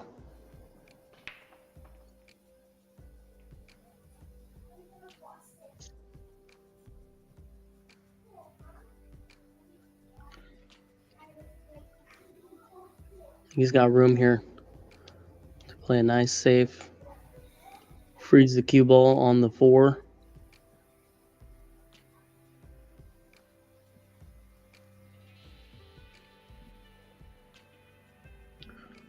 I don't want to do that. Yeah, didn't want to hit it. I don't know who you are. Is it Brendis or Brendies? What are you talking about? I was talking about Joseph Farmer. These guys are all 600 plus.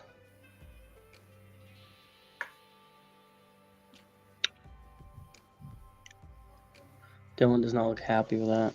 Yeah, I think he gave up a shot there.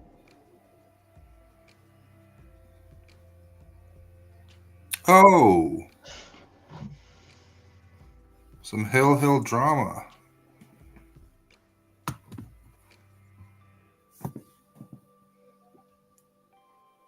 You guys in the chat are supposed to be getting all the action, not me. Everyone's challenging Zach to play. No, dude. Oh, Dylan. Dylan, yeah, it was a good shot. Just found that gap.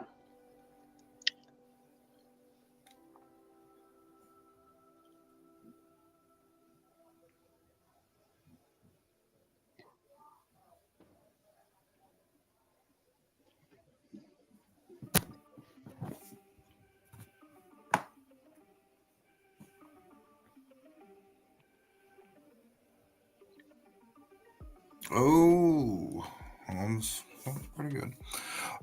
Yeah. Legends, table 21. Action. Hill. Race to 4. Let's do this. You want Hill so bad. I had something going on last weekend, Mustard.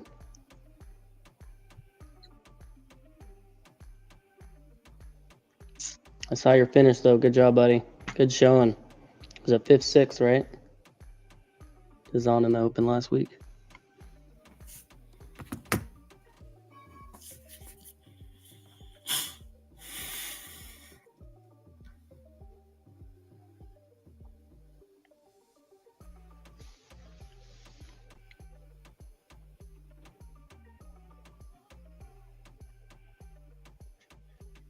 You got any tournaments coming up? Who, me? Yeah. For Legends? Yeah, I've got something coming up on the 19th. I'm not 100% sure what yet, which is kind of late in the game for establishing a format for the tournament. But yeah, Womersley had said something about doing the 1050, so I don't know exactly. It'll be singles, but Womersley always gets the doubles tournaments.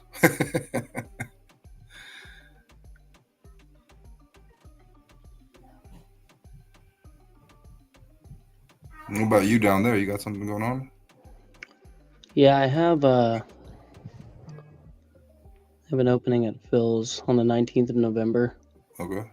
But my committee decided to throw an event on that date, so we'll see where I'm at. I do know in February I want to do. I have a tournament in mind. I want to call it Battle of the Beasts, and I want to do it once a year. Do like a 1250 Scotch. I don't know how many players will show up, but maybe I'll do like a high entry 1250. Get the big dogs out. Wow. We'll see. You just got to come out and play. You guys are watching. No, it's not. It's not Hill Hill. He wants Hill Hill. No, It rates to 13. I'm just rooting for Hill Hill. I'm just like every single game that we get there and it's like neck and neck. I'm like, let's go 12-12. Let's do it.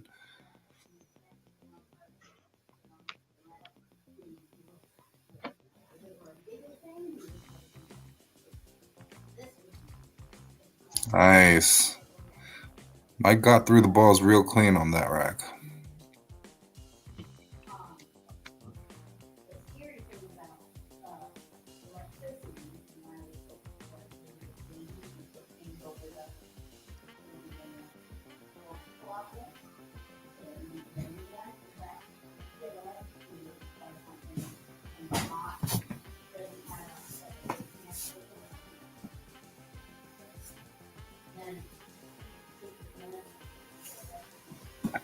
Everybody keeps texting me, hit me up on Messenger. I'm just slapping the stream link. Oh, what? That was a brutal kick in scratch, dude. Oh, man. We just gotta start saying that Dylan never gets a bad roll, and then maybe it'll flip flop. I don't know. I mean, Ooh, Sean's doing the best of the best in December. Let's go. What was that 2 years ago? You did that. I played in that. It was a lot of fun.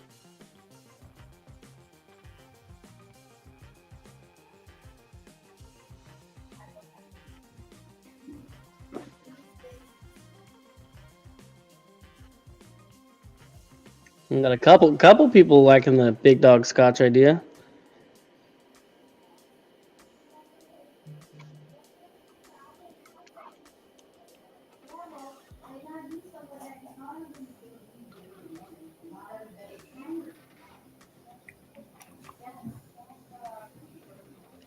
What is the elite cap at the coast?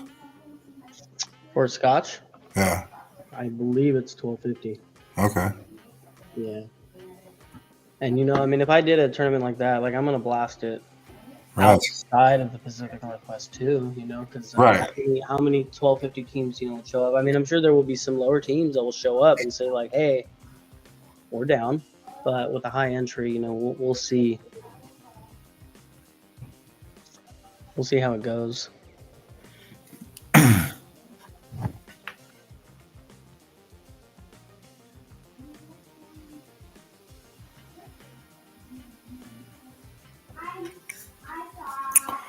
Interesting. I did think that moving that ball back made it a little bit easier to play shape. So surprised that Dylan actually did that. But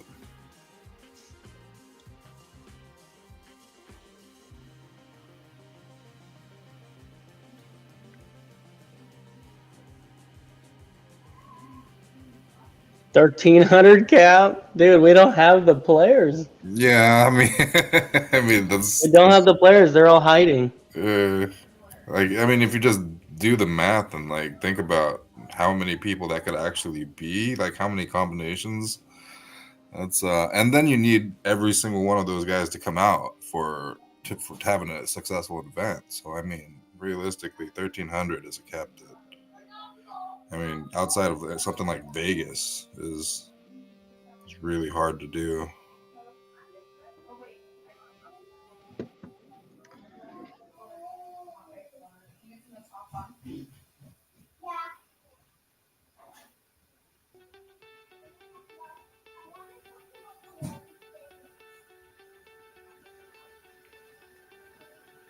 Man, that's a tough shot. That's a tough shot, long and straight like that. When it's a neck and neck match, he fired that one in there.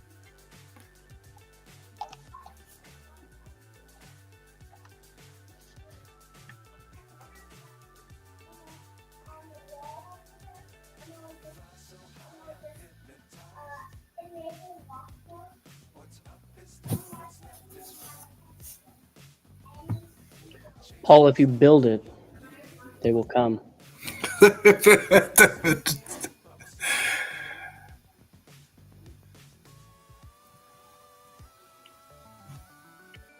right, monster break coming up. Dude, I'm really digging Mike's break. Yeah, look at that symmetrical. Floating to the side every time. Every time, yeah. He's got it dialed in. It's like he practiced it or something. And there's a video somewhere of Shane. It was a live video. I think he's just practicing breaks over and over and over again. That's what I did when I showed up to that PNW pool thing. I showed up to that early, and I probably hit like 20 break shots before I started hitting balls around too. But I think it made a difference. Did you watch any of that? They were prepping for that Seattle Open, but Trevor Sickenick and Alex Brown played that race to 120. I did see some of that, yeah. It was a lot of pool, man. That's how you got to do it, though. I'm a big fan of Alex's game. How he puts himself out there, challenges himself. I mean, nothing against Trevor. I'm a fan of his game too, but I love playing Trevor when he's tired. Yeah, mad respect to Trevor for earlier. I think in the year he went out to Florida for a pretty high buy-in tournament, and had that one match with Tony Bloom where I think they put up like 5K each or something like that. So I mean, he definitely puts himself out there, and his game has gotten kind of like yours, like just skyrocketed. So Mike D on the hill, what do you say? 4 more racks, huh? I'd like to see 4 more racks of pool. I would like it for sure. Dylan, let's make this a game. Let's do it, buddy. Mike D's dialed in for sure.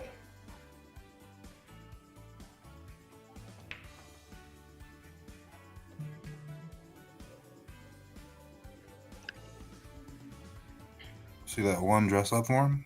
I think it did, yeah. And I think you can see it. Nothing's in the way. The 6 is going to become an issue with the 3. I mean, I guess the 3 ball will become an issue.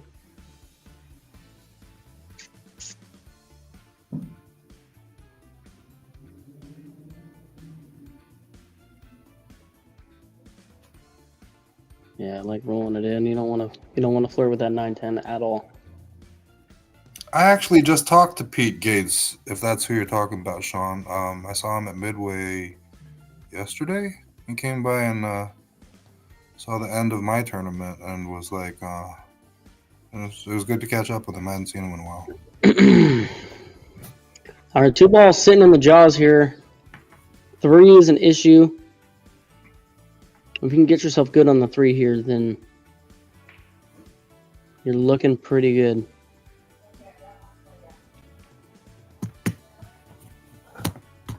I'm going to take the combo. Straight enough for it, but the 3 may just be a little off to the right of the 6. Got to be careful here.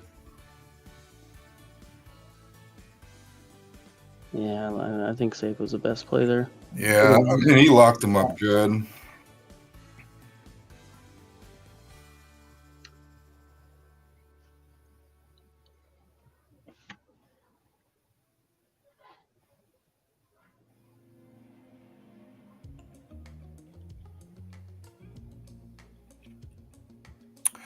Still kind of an issue with the 9-10 ball, so not out of the woods yet. I think he's kind of in the line right now of the combo. That is a makeable combo if you can get the cue ball somewhere over here. Right. It is a pretty makeable combo. You're up, you're on the hill. You don't want to make any mistakes here, but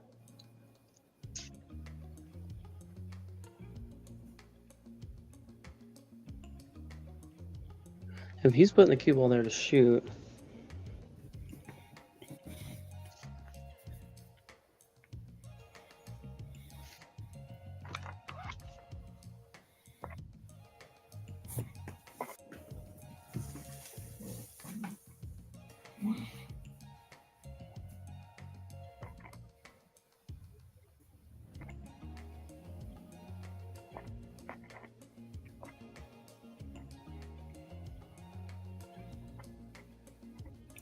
Yeah, Pete said he's been doing a lot of golfing.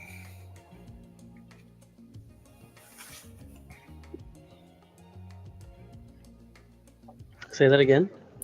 Pete Gates, I ran into him yesterday, and he said he's been golfing a lot, hasn't been playing much pool. And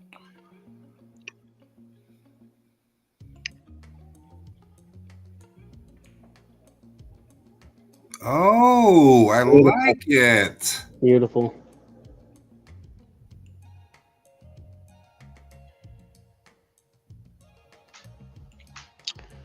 100 viewers.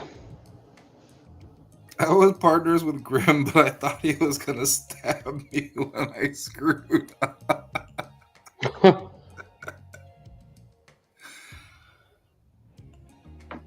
I think Mike's in Idaho now, isn't he? Look at this, man. This is sitting kind of funky here. Mike's got to pull something out. Yeah, he got a little bit. I wonder if I can't tell. I wonder if he's playing inside here. Oh, he's going Playing safe. safe. I think Dylan's got a fire at this. Well, this is tough, man. You play safe and sell out. It's over, but if you go for this combo, you need to come back down and get shape on the 8. So if either way, yeah, it's a tough shot. I probably would fire at it if I was sitting there. Oh wow, I think that might be it. Shannon, I do remember that actually. I was just telling that story last night as a player in my tournament decided that it was in his best interest to drive home and take third place and not try and get back into the finals, which I respect his decision, don't get me wrong, but I told him our story because I was like, there are parts of me that wonder what would have happened if we had kept playing that tournament. So I told him our story, and I was like, I just don't want you to feel any tinge of regret. It ended up being the right decision for us, but you know, I do wonder sometimes what could have happened if we had stayed and we had played.